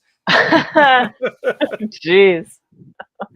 To me, Fame is the best one here. David Bowie. I love that song. Yes. Yeah, super funky guitar. Written by his longtime guitarist and also co-written by John Lennon, who plays some guitar on here. Does the background vocals where he sings Fame. But Bowie has just such a unique, cool cadence and vocal delivery, just unlike anyone else. The song feels super modern to me, kind of more like an 80s song a little bit. I don't know. It's cool. I love it. Go ahead. If you take that song, it would fit. That song would actually fit to my favorite Bowie CD, Let's Dance from '83. Yeah, it would. Let's Dance. Yeah, it has that kind of sound. That entire CD was amazing. And if you have that Fame album, it is also amazing. Yeah, great stuff. I love that song. I love One of These Nights, the Eagles.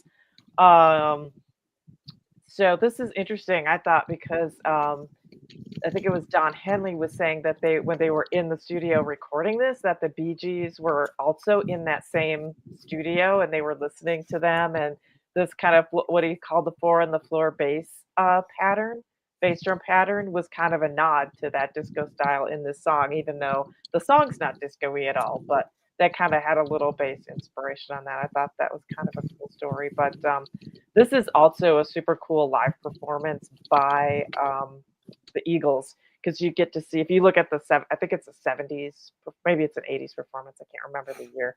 But you got Don Henley, who could just sing incredibly while playing the drums, Glenn Fry playing the piano, cool, all their vocal harmonies. You get Joe Walsh there. I love the live performance of this song. Also love My Eyes Adored You. I love Frankie Valli. I mean, to me, he's just that golden age, great artist. I've always loved his voice. He sings this one quite a bit lower than his normal style, and I think it sounds good. His voice sounds good in this range. Such a sweet song. Love the acoustic guitar in it. Just really cool. Frankie Valli is really cool, and if you ever look into his story, which is partially shown in the movie Jersey Boys, he has such an interesting story. I actually thought the live play covered his story a little bit better than the movie, but what happened to him is really tragic, and how he was kind of screwed and ended up touring, late into his late 80s, trying to earn back money that kind of the rest of the band kind of screwed him out of with stupidity. But yeah, that was great. Shining Star, I don't know. Earth, Wind, and Fire. I really love Earth, Wind, and Fire and Philip Bailey, but Shining Star just for some reason doesn't really hit with me. Yeah, Philadelphia Freedom's good. Some Kind of Wonderful's good. I mean, the rest.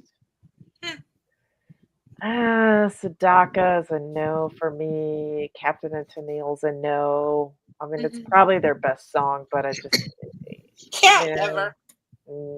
It's not into them. And Freddie Fender again. I mean, I like his voice, but that song just did not do it for me. I mean, kind of pathetic almost, the lyrics. So I didn't really like it. Didn't like it. Urge to buzz rising. Uh-oh. Rising. You like that song? You like the song? Fading. Okay. All right. Okay. Let me bring it on home here. So one of these nights, Heather told a little bit about the Eagles song, but did you know that Don Felder had just joined the band to give it a harder rock edge? Yeah. Yep. And his guitar solo is pretty awesome on this. And also Randy Meisner. Boy, somebody popped a top really loud in there. Yeah. Sorry, my microphone seems to be more sensitive. I don't know why. It's Coca-Cola, I promise. Yeah. Anyway, so yeah, you had Don Felder joining the band to give it a different sound, and the Eagles sound kind of transitioned with one of these nights and Hotel California to a more rock sound and less of the country sound that they had. So I love the blending of voices on here. Randy Meisner sings the background of it, and I think it's great with it. And Heather already covered another part of it. Let's see. Fame is David Bowie's first U.S. #1 hit. Yes. So it's the first one that hit #1 in the United States. He had hit in the UK and other countries, but this one was the first one. You guys had covered most of that one. I think Laughter in the Rain is an okay song. Shining Star is okay, but it's not my favorite Earth, Wind, and Fire. They've got so many good ones. Yeah, and I they think got good there's songs. so many better ones. It was Grand just Funk, catchy. yeah, I love Grand Funk Railroad. Some Kind of Wonderful. I think it's a good song. They've been trying to get this song on the charts for years, from my understanding, and it was great. Frankie Valli, My Eyes Adored You. Heather covered part of it. Yeah, he's paying off a ton of debt that he took on from the rest of the band. It's interesting that he took on all that debt from the rest of the band, and it's why bands should always try and hire outside managers for their money and for some of their finances, because some of the band members don't always handle it very well and can be easily tempted. But if you want to know more about that, I would say watch the play or watch the movie Jersey Boys. It'll help you out. But the thing about this song that it did was that it got people's interest back into the Four Seasons. The Four Seasons had a lot of success in the 60s and then dropped off till the early 70s, and then they dropped back off, and Frankie Valli's bringing it back with his solo album here, and then a new version of the Four Seasons will come back again later on a tour as well. So it was great. Brady Fender, I'm right there with you, Heather. I think he's got a great voice, fantastic singer, but my goodness, this song, Before the Next Teardrop Falls, give me a freaking break. If she's going to go to another guy, don't let the door hit you on the way out, sister. I mean, seriously, if you're going to choose me over, you choose him over me, Right. then you're going to be crying for both of us, because I ain't going to take you if you've already ditched me for him. Who's to say you're going to, ditch me for somebody else? No. 100%. Kick your butt to the curb. Go away. Philadelphia Freedom is a great song by Elton John. It's actually about Billie Jean King. They had met Billie Jean King when they were going to a concert in Philadelphia, and Elton John had been a fan of her tennis career, and he asked Bernie Taupin to write a song about her called Philadelphia Freedom, and that's where we get Philadelphia Freedom from. Rhinestone Cowboy by Glenn Campbell is a breakthrough crossover hit. It's interesting. I think it's an interesting song about the music business in both the country charts and the pop charts. And it's interesting to hear him sing about it, because he was heavily involved with both pop and country before he went as a solo artist. He was a session musician. And really, guys, Glenn Campbell was one of the greatest guitarists of all time. If you've ever heard him play, he was fantastic. Yeah. He's amazing. I mean, there's a lot more to him than Incredible finger. people talk. I mean, he could really pick with the best of them. I mean, what a fantastic job that he did. And sorry that we lost him a couple of years ago. Love Will Keep Us Together is okay by Captain Tennille. The problem that I have with the song is that I think it's just overplayed. I do think that the tune, the keyboards that they have, where they've got 4 different keyboards playing at once, I like the tune of it a little bit better than some of the songs. Don't ask me to attempt to do that with one. No, it's like to record 4 individual tracks. I'm probably do that, but yeah, it's 4 different keyboards that they play, which is profoundly awesome and incredible musically. I just get sick of hearing it because it's played in so many different movies and stuff, and like every chick flick I've ever been forced to watch has this song in it for some weird reason. So anyway, but that's our top 10. Any other thoughts on this?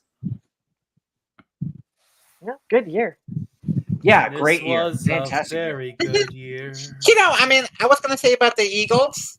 I agree with you, Rob. I agree with you completely on that. That country influence. But I think they were more of a folk country band than anything else before 1976's Hotel California. Mm-hmm. So I mean, I just love them. I love the Eagles. They are just amazing. Well, some of it's folk country, but I think it was a little bit more, because you got to understand that Don Henley came from kind of a country band from Texas. His first band when they went to LA was a little bit more country, and he actually knew Kenny Rogers and got together with Kenny Rogers to help him get the Linda Ronstadt gig. And Linda Ronstadt was folk country pop. But it's interesting how they evolved with One of These Nights when Don Felder joined them and gave them a harder edge.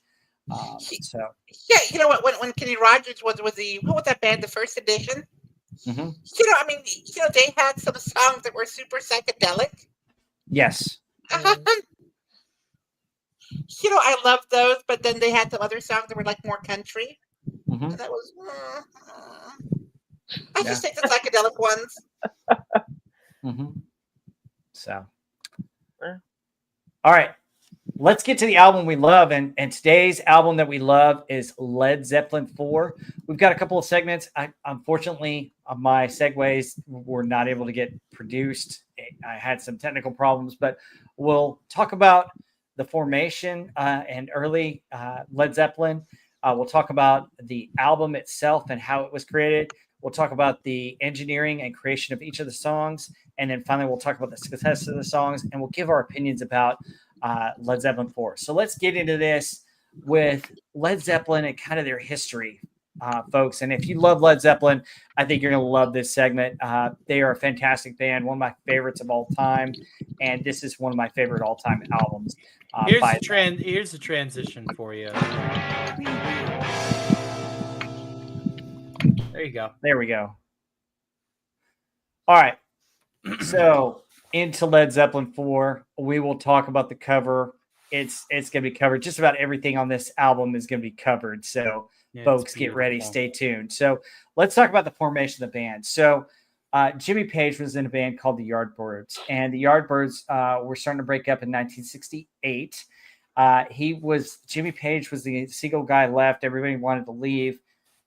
But the band had a contract to finish a Scandinavian tour to fulfill obligations. And so what Jimmy Page was stuck with was he was stuck with trying to put together another Yardbirds band to finish off these concerts.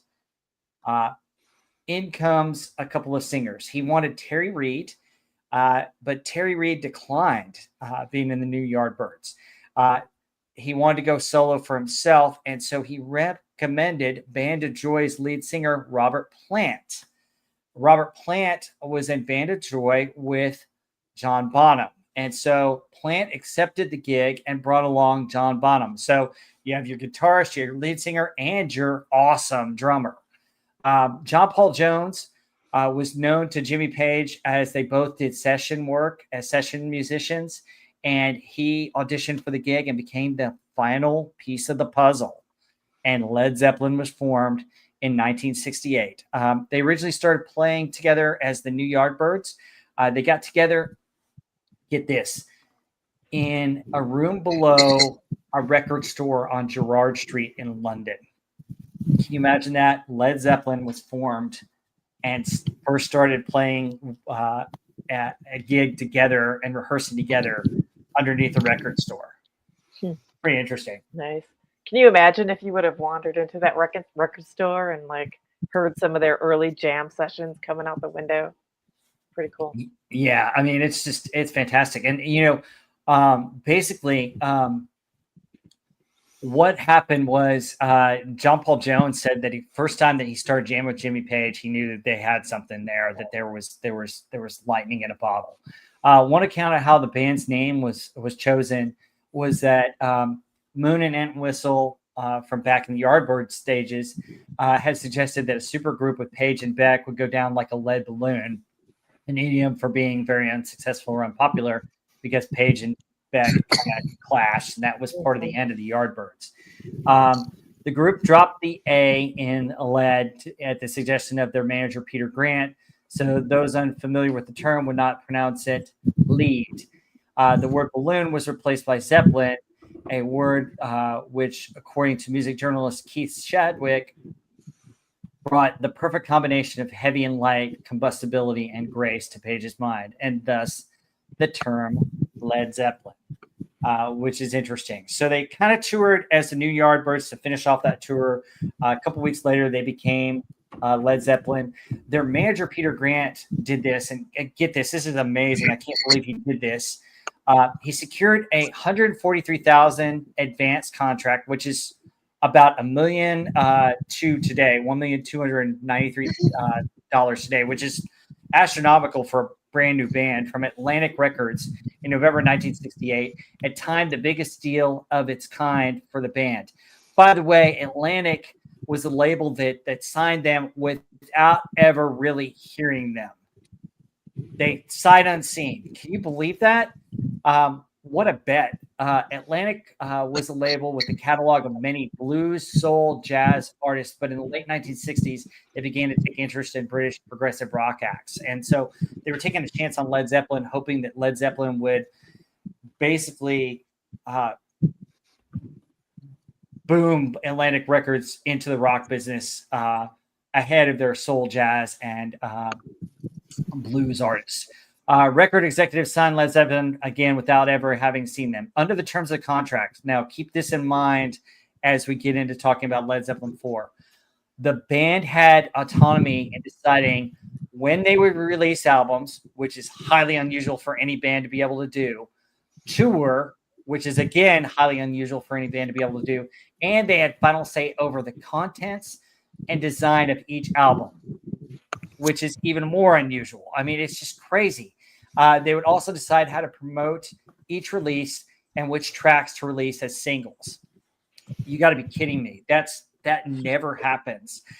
With bands, you get, maybe one or two of these at the beginning, and then as the band gets success, they get more and more freedoms. But usually record companies have their arms tied behind their back on what gets to be a single, what gets released, all their contracts until they put out a couple of hit albums, and then they get more and more freedom as they go along. So this was unique and amazing for Led Zeppelin to get that. They began touring in October 1968, as I explained, billed as the New Yardbirds, changing their name to Led Zeppelin a few weeks later. They released their first album, Led Zeppelin, in January 1969, which you can see the cover here. And it reached the top 10 on the charts. The album was a top 10 hit. Many of their songs were longer and not well suited for release on radio airplay. Page was reluctant to release singles because we're still in the age of album-oriented rock back in the late 60s, early 70s. And that's so beautiful about album-oriented rock. You discover all kinds of great songs by listening to the whole album instead of just listening to hits that are off the top 40. But Good Times, Bad Times, back with Communication Breakdown were released outside of the UK as hits. But however, due to the exposure in album-oriented rock stations, growth and popularity of the band, many of the album songs have become classic radio staples, but really they were album oriented. That's why you don't see Led Zeppelin on a lot of our top 40 songs, even though they've got so many great songs that should be in the top 40. They just didn't get released as singles because they were so long. But this is Led Zeppelin 1. Do you guys have any opinions on Led Zeppelin 1 real quick as I'm discussing it before I get into the next couple of albums? Yeah, I love Led Zeppelin 1. I think it's like a bluesier, folksier album. It's before they got a little bit harder rock, but I really enjoy it. I know a lot of people don't think it's good, but I mean, to me, like, Babe, I'm Gonna Leave You, just a cool sounding song. Yeah, I mean, love Good Times, Bad Times, right? A lot of them are cool. Good songs. Very bluesy. I agree. I so agree. Mm-hmm. So we had their first album, which, as you said, is a blues-based one. This is also back in the day. Remember, in order to get exposure and in order to grow as a band, you had to be putting out albums every 6 to 9 months to stay on the charts and to stay out there and stay relevant. So they recorded Led Zeppelin II while on tour in both the United States and Europe. As a matter of fact, some of the album was recorded in Memphis, Tennessee. It was released in October 1969. It is considered their heaviest album. Led Zeppelin II was a commercial success and the band's first album to reach #1 on the charts in both the US and the UK. The album cover designer Dave Juniper was nominated for a Grammy Award for Best. Well, hang on. Let's see. Hang on. I lost my place.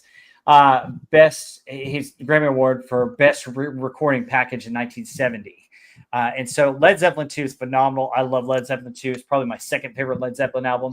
It has some of the most well-known songs. Whole Lot of Love, which become a staple in concerts. Yeah. Usually God, their first song, their opening song. Heartbreaker, Living, Loving Maid, She's Just a Woman is great. And then a couple of personal favorites on this album. What Is and What Should Never Be. Love that song. Thank You is a beautiful song that Robert Plant wrote for his wife. Ramble On is fantastic. Love that song. And you start to see the Tolkien influence in that song. And then the ever popular Moby Dick, which has a great drum solo, but also Page's guitar on that song is amazing as well. What else do you guys like about Led Zeppelin 2 real quick while we're covering the band? Whole Lot of Love to me is okay. I mean, they start, Led Zeppelin always starts the album off with just an ass kicking. This Awesome. this is where my age is showing, my callow youth.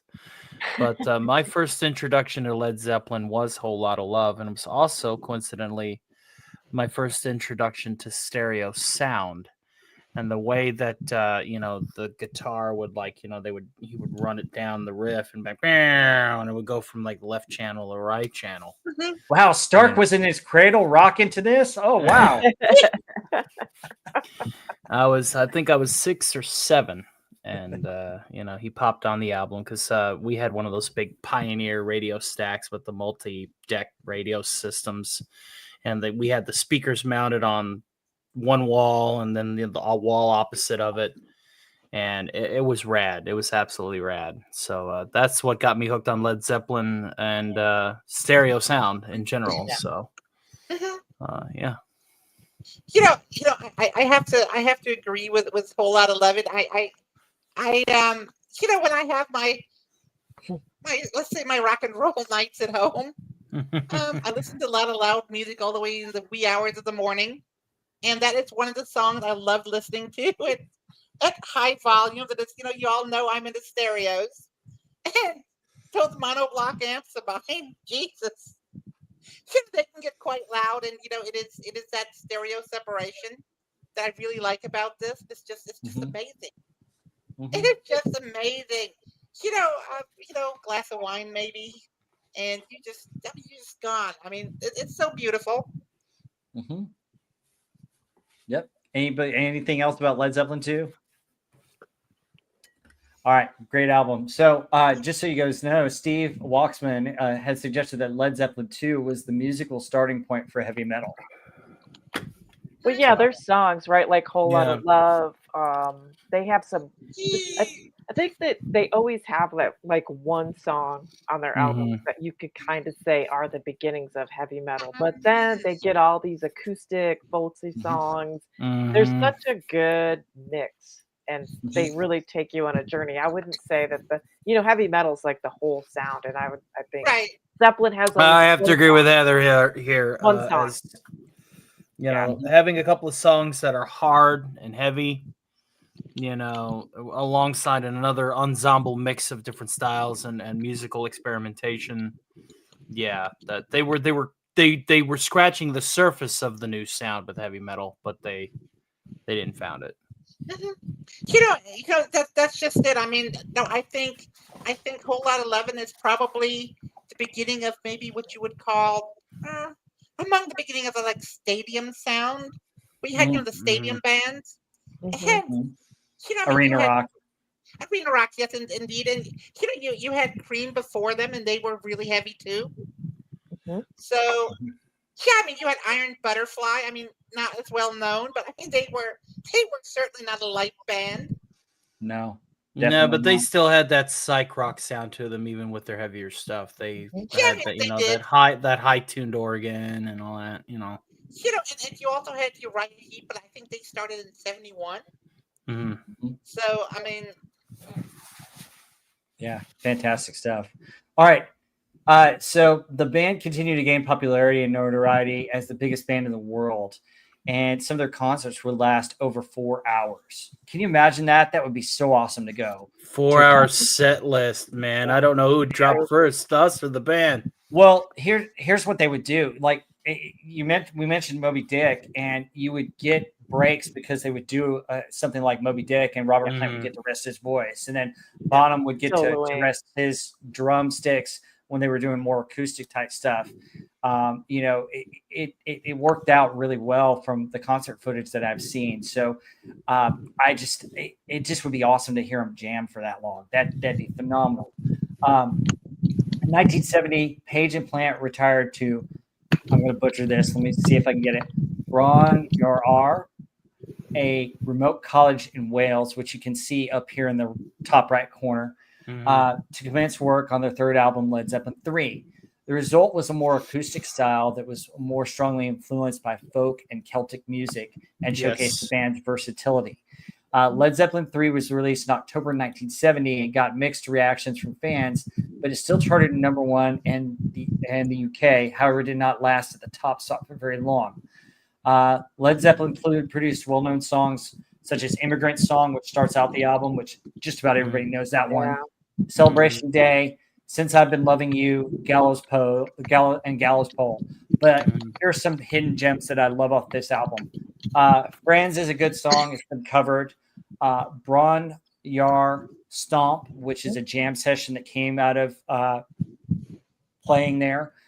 Hats Off to Roy Harper is basically a tribute to a guy who helped them out, Roy Harper.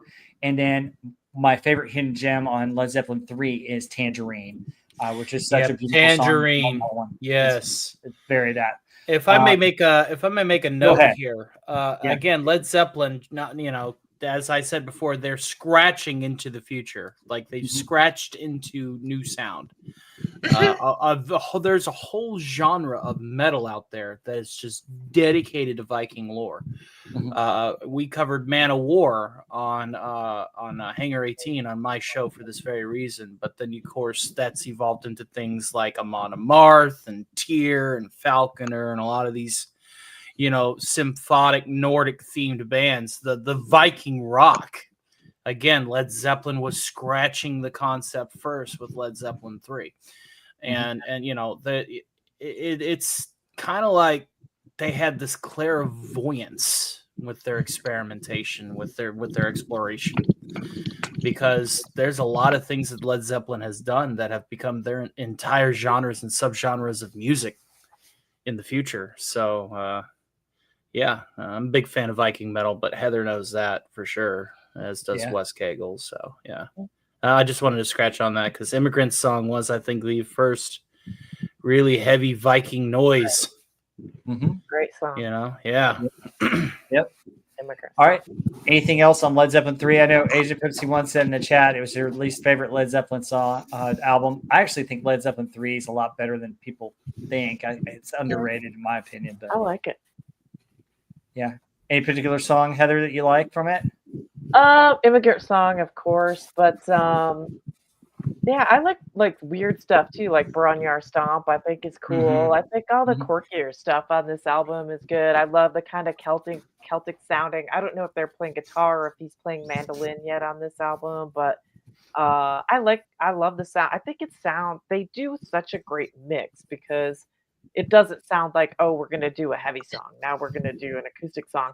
They all kind of fit and flow within the album. I think the albums are really well put together, even if they're doing this wide range of styles. Yeah. Agent Pepsi 1, anything about Led Zeppelin 3? I know it's your least favorite. Yeah, I mean, it's a decent album. I mean, I don't dislike it, but I don't think it's as strong as 1 and 2, and it's certainly not as strong as 4. No. So Tangerine is great, right? Since I've Been Loving You, I think it's great too. Bluesy, that one's bluesy. Oh yeah, it is. Since I've Been Loving You is very blues based. But yeah. So after the release of Led Zeppelin 3, the band took a break from touring and eventually started working on the 4th album. And Heather's going to take us through the making of the 4th album. And take it away, Heather. Tell us about making of Led Zeppelin 4. Okay, so this is what we're picking up right after their tour for the Led Zeppelin 3 album. So Led Zeppelin turned down all next touring dates and even a New Year's gig that would have been televised to go back to Bronyar, I think it's pronounced, to write some new material and to even start recording some of the album in December 1970 in London. They decided that they needed a new place to write. Jimmy Page recalled in an interview, and now I feel like I need an English accent, but I can't do one. He says, we needed the sort of facilities where we could have a cup of tea and wander around the garden and go and do what we had to do. That's kind of a funny, for Led Zeppelin, we needed to record where we could have a cup of tea. That's not what I think of when I think about Led Zeppelin. Me either, especially with John Bonham. Kind of funny. Yeah, he was spiking the tea for sure a little bit there. They briefly considered Mick Jagger's home, Stargroves, but decided it was too expensive. So they settled on a country house in Hampshire known as Headley Grange. They used the Rolling Stones mobile studio, and Rolling Stones engineer Andy Johns and Ian Stewart assisted. They had just wrapped up the album Sticky Fingers for the Stones. The open environment allowed them to capture spontaneous creativity, with some songs coming from the communal jamming. Without any bars or leisure facilities, I think bars being the key here, the band was able to channel their time and energy into their music and not hang out at the bar. After recording the basic tracks, the band added overdubs at Island Studio, and Page took the multi-tracks to LA to mix them. Unfortunately, the band was not happy with the mix, and the album was delayed until Page could remix it in July 1971. It was further delayed by the choice of cover and whether it should be a double album. Page decided that this album would not have a title, but 4 symbols. He went with this despite strong opposition from the studio and a press agent. I can kind of see why that would happen. The studio being like, "What? You want these symbols on here? What the hell are you thinking?" There are actually 5 symbols on the album. Page's infamous Zoso, John Paul Jones, a circle intersecting 3 viscal Pisces, John Bonham, 3 interlocking Borromean rings. Plant chose a feather in a circle. The 5th is on the inner sleeve and is 3 equatorial triangles for guest vocalist Sandy Denny. The picture on the front of the album, an old man carrying a bundle of sticks on his back, was bought in an antique shop in Reading, Berkshire by Plant. The picture was then affixed to the internal papered wall of a partly demolished suburban house for the cover photograph to be taken. The album was released in November 1971. Tony's going to talk a little bit about the creation of the different songs for the album. Folks, we're going to get to our opinions of these songs. Tony's just going to tell us about the history and kind of the influence of them. A lot of cool stuff here. Take it away, Tony. He gave me the engineering part because I'm kind of the music guy, so I appreciate that. Let's see here. Basically, the songs and the stories about them. We're going to start with Black Dog. It was named after a dog that hung around Headley Grange during recording. The riff was written by Page and Jones, while the a cappella section was influenced by Fleetwood Mac's "Oh Well." Very cool, very cool. For rock and roll, it came out of a jam sesh with John Bonham come up with the intro based on Little Richard's "Keep a Knockin'." The Battle of Evermore, a fan favorite from the album. It's my favorite off the album. Jimmy Page borrowed a mandolin from Jones and Plant, wrote the lyrics based on the Scottish independence wars. That's right. If it's Scottish, it's crap. Sandy Denny was a guest vocalist. I still think it was also Token influenced. That's Rob's notes. It is very influenced by J.R.R. Token. Stairway to Heaven, also the overplayed but also fan favorite chord sequence that was written by Page and Plant, added lyrics about a woman who took everything without giving anything back. It is the standout track of the album. It isn't considered. It is. Misty Mountaintop, a title came out of The Hobbit. The lyrics are about dealing with the clash between the students and police of a drug possession. Don't know why I went back to Scotland, but here we are. 4 Sticks, one of the most difficult songs to record, featured Bonham playing the drum pattern with 4 sticks. Going to California is an acoustic number inspired by Johnny Mitchell, written about the California earthquakes and trying to find the perfect woman. When the Levee Breaks in 1929, the Year of Our Lord Blues, sung by Memphis Minnie and Joe McCoy in 1929, Bonham's incredible drumming was recorded downstairs in a lobby with microphones on the stairs and the rest of the band on the second floor. The bass track has received heavy sampling over the years. Other songs not on the album, Down by the Seaside, Night Flight, Boogie with Stu, and an early version of No Quarter were also recorded but not released until later. Thank you, Tony. Mm-hmm. And Agent Pepsi One's gonna bring us home before we give our opinions on the album with the success. Okay. Tell us about the success of this album. Yeah, I mean, the success of the album was promoted via a series of teaser advertisements showing the individual symbols of the album artwork, which I think is really cool. It entered at the UK chart number 10, rising to number 1. The following weekend spent a total of 90 weeks on the chart. Yeah, I didn't know that. Not that I didn't know. In the U.S., Led Zeppelin's best-selling album, but it It did not top the Billboard chart, peaking at number 2. Behind it, there's a riot going on by Sly and the Family Stone. You gotta be kidding me! And music by Carole King. Oh my God. Okay. Yep, I agree. It's one of the best-selling albums of all time, with more than 37 million copies sold as of 2014. As of 2021, 24 million copies that were sold in the U.S. alone. Yeah, it's 2021. It was tied for the 5th highest certified album in the U.S. 24 times platinum. And Zeppelin IV received overwhelming praise from critics, and rightfully so. It is, in my opinion. No, we'll get to that later. Most of it, which is defined by the Zeppelin sound of the most of which said it was defined the Zeppelin sound of the 1970s. Yes, I agree with that too. The massive popularity of the album cemented Led Zeppelin as a superstar in the 70s.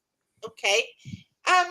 And finally, the group followed up the album's release with tours in the UK, Australasia, North America, Japan, and the UK again from late 71 through early 1973. Yeah. This album was a massive hit. I think it's one of the best albums of all time. Who wants to talk about it first and give their opinions on it? Can I go first because I'm going to have to go leave for it. early because I still work to do for work. Yep, sure. I think it is Zeppelin's masterpiece. It is strong from beginning to end. Quite frankly, this is the album that introduced me to Led Zeppelin. I got this CD actually from my mom as a birthday present. This must have been in the 90s, like 96, I think. And it was absolutely amazing. Battle of Evermore. How can you go wrong? Stairway to Heaven. So I mean, what can you say about it? I mean, the only thing I really regret that music. A lot of music today doesn't have the same influence than this did. So I mean, it influenced so many artists of the time period. I know it influenced Bowie. I know it influenced Queen. I mean, Deep Purple was influenced by Uriah Heep. I mean, you cannot. How can you say no about this stuff? I mean, it is absolutely awesome. And I would put this as probably my 3rd or 4th favorite album that I have. Of all my albums, this is this is absolutely amazing. Yeah, it's a phenomenal album. Agent Pepsi One, you said you had to go. Do you want to promote anything, or you got anything coming up that you want to promote before you leave? Yeah, not so much as promote, but I just want to say I really appreciate being on tonight. It was a lot of fun. I still have some work to do. I have a presentation tomorrow. We're doing a PD, and I have to present. But other than that, thank you all again. It was great, and I just want to say I love you all, and there I go. Thanks, Agent Pepsi One. Pepsi. Be sure Later. to email me what those parodies you want me to do, bud, and I'll get to penning them. Will do. You Thank bet. you so much, and good night, y'all. Good night. Night, Great Agent night. Pepsi One. All right, Tony or Heather, who wants to take it away?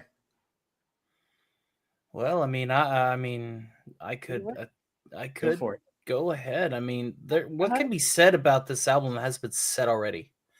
I mean, with 2 songs back to back, the Battle of Evermore followed with Stairway. Like, even if it was just those 2 songs, I could just play those on loop.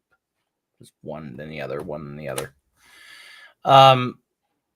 It's a great testament to the band that people are still listening to this day, that people will always know these songs.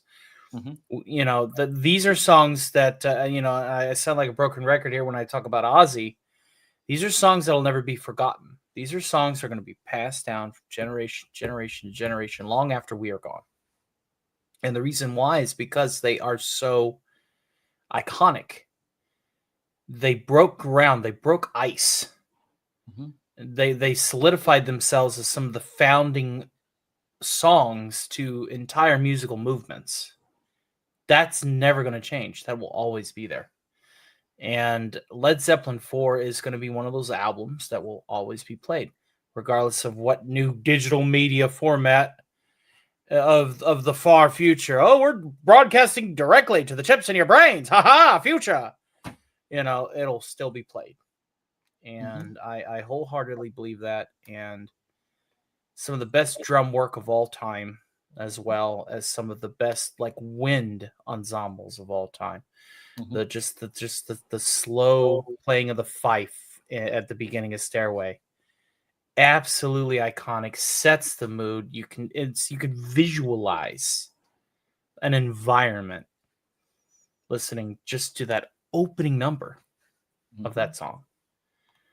So yeah, beautiful album, great track list, and timeless, and always will be timeless. Heather, your turn. Yeah, I would say, Page and Plant get kind of all the sun, but Led Zeppelin has such a fantastic rhythm section with Bonham and John Paul Jones. It's really creative, all the rhythms that they use, and it's so strong. I think that's what gives it its heavy feel. Even if they're playing something more folksy and bluesy, you've got this heavy drums. John Paul Jones is the great rhythm section.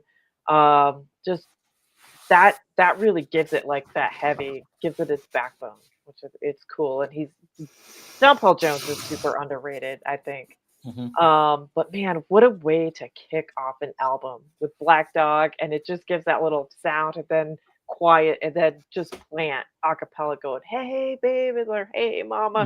It's like just so awesome. And then the stop, and you get that incredible guitar riff and the weird time signature with the drum just doing that repetitive, but then the guitar being on a different time signature, and they kind of meet up at the end. It's such a creative song. It starts as very chaotic and then syncs up at the yes. It's so incredible. It's so creative. It's like, yeah, it's a heavy song, but it's beyond heavy. It's just super creative. The rock and roll, just kind of straight up rock song, but Battle of Evermore. After those two harder songs, it's just such a great change of pace with the acoustic guitar, Celtic sounding again. It's a great flow for the album. From that, then into Stairway. Obviously, Stairway to Heaven, super iconic. Misty Mountain's good. Love the harmonies on that. Four Sticks is another like creative concept. I love the name of it, playing with the sticks, and then it's another odd time signature again on that song. Very interesting structure and instrumentation. Going to California, beautiful acoustic guitar again, very folksy. I think it's mandolin. Got some interesting reverb too on the vocal chorus. It's not really what you would expect for like an acoustic folksy sounding song.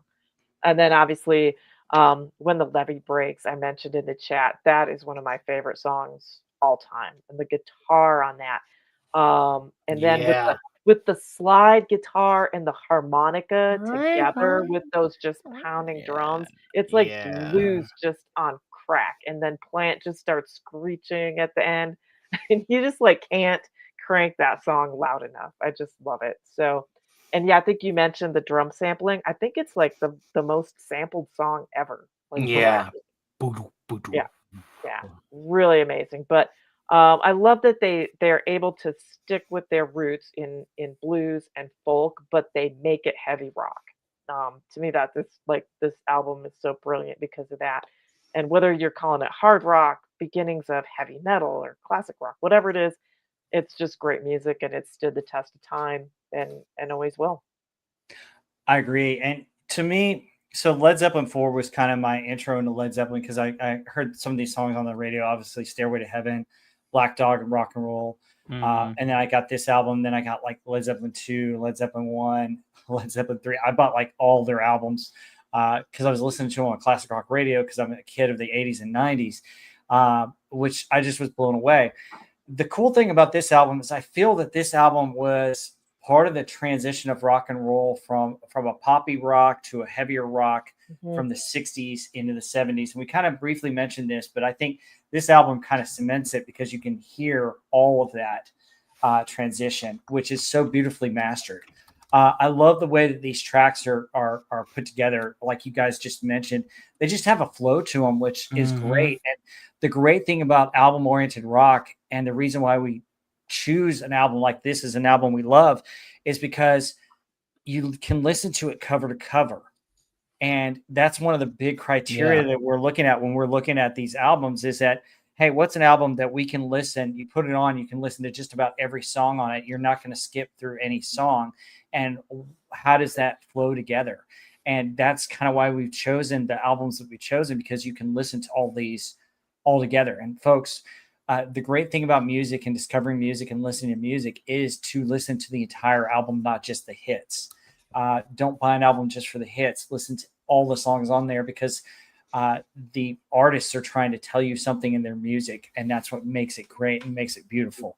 This album's just a masterpiece. I mean, Black Dog, I didn't know it was influenced in part by "Oh Well" by Fleetwood Mac. I don't know if you know that song, but that's the song that basically he's saying,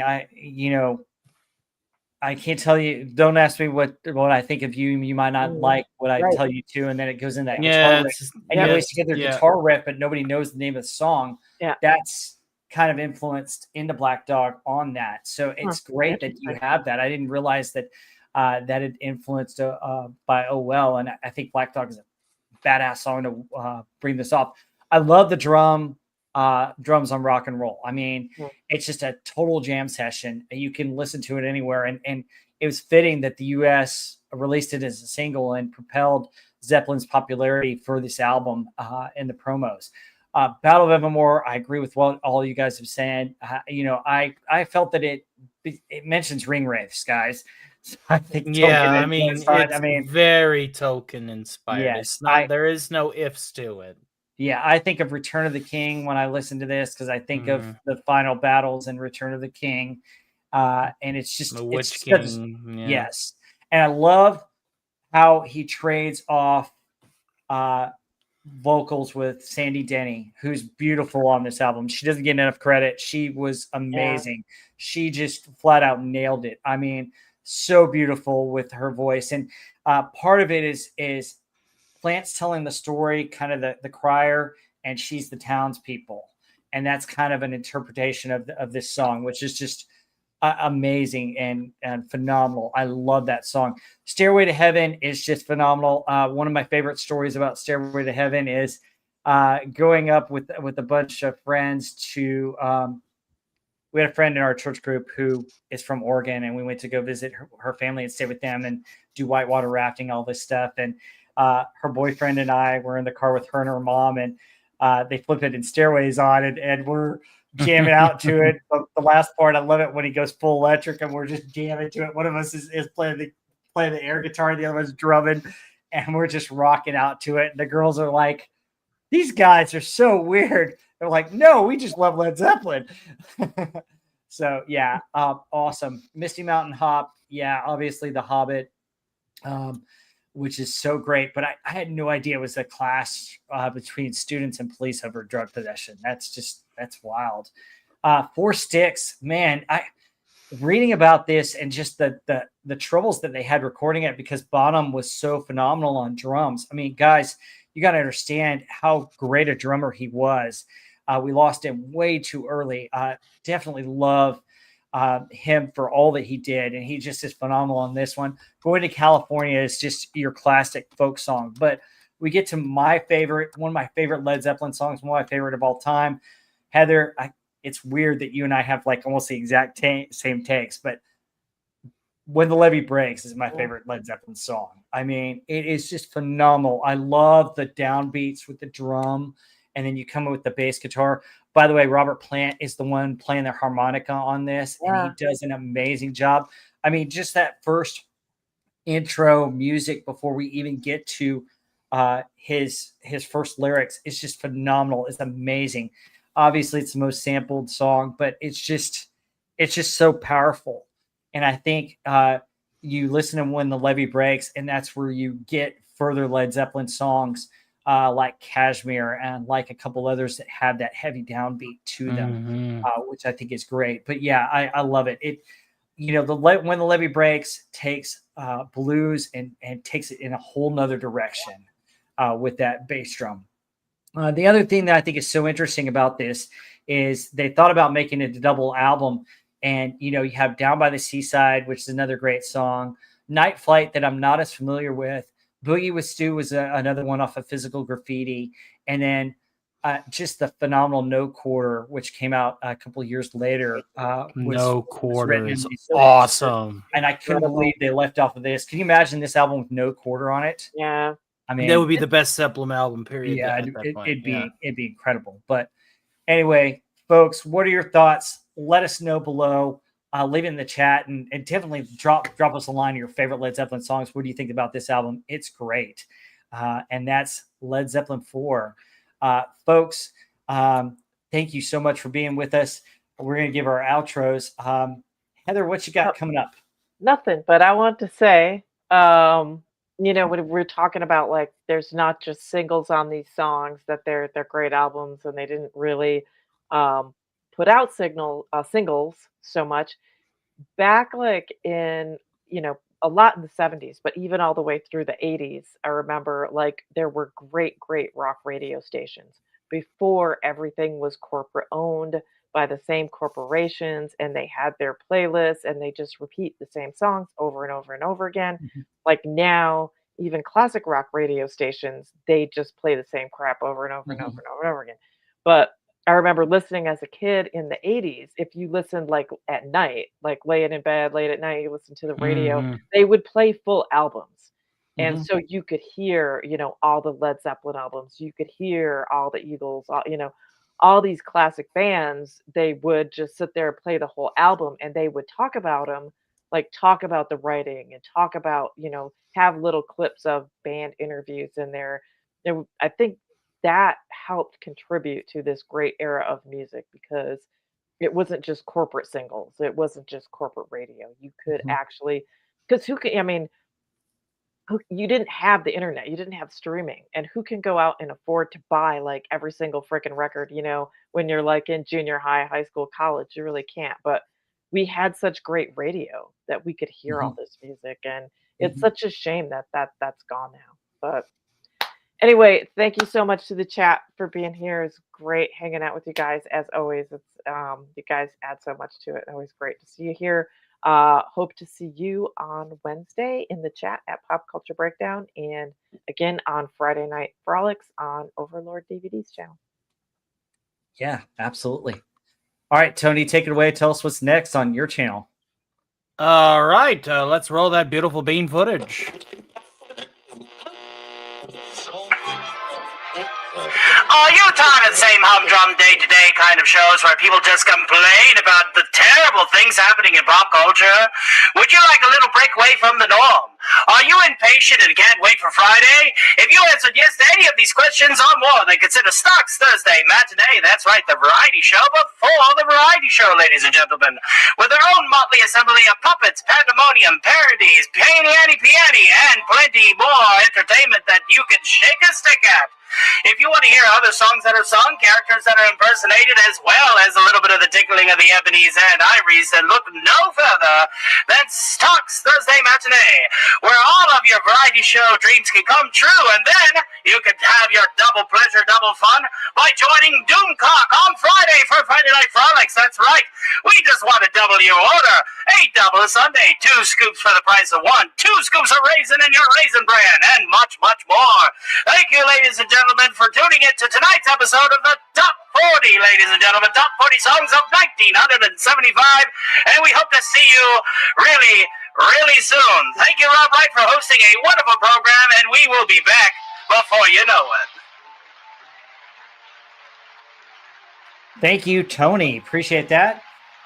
Coming up on my channel next weekend, Heather L. and I will be here live at 5:30 Central Time, and we are discussing the great movie Butch Cassidy and the Sundance Kid. We're going to tell you about the history Butch Cassidy and the Sundance Kid, what really happened to them. And then we're going to talk about the making of the movie and the movie itself. So if you love Westerns, if you love Paul Newman and Robert Redford, come join us for that. That's going to be next weekend. As always, we got Doomcock on his channel Wednesday night, Pop Culture Breakdown. I'll be in there. We're going to talk about all kinds of stuff. Peacemaker. Oh my gosh. And then we also have our movie of the week, which has yet to be announced, but stay tuned for that announcement. It'll be another Halloween movie. Also coming up on my channel, I'm going to be doing a couple of videos about Halloween. I've already got a Teen Wolf video, so check that out if you haven't. That's a great movie with Michael J. Fox. Got some interesting facts about that, so check that video out. But I'm going to probably do a couple of Halloweenish cartoon type stuff, so be looking for that, including Legend of Sleepy Hollow, the Disney version. Love that version, so I'm going to do a video on that as well coming up. Anyway, that's about it, folks. Thank you so much for being here. Want to give a shout out. Datazord has a live stream coming up in about 15 minutes here. Beavis and Butthead will be there. Yes. I just posted a link to said stream.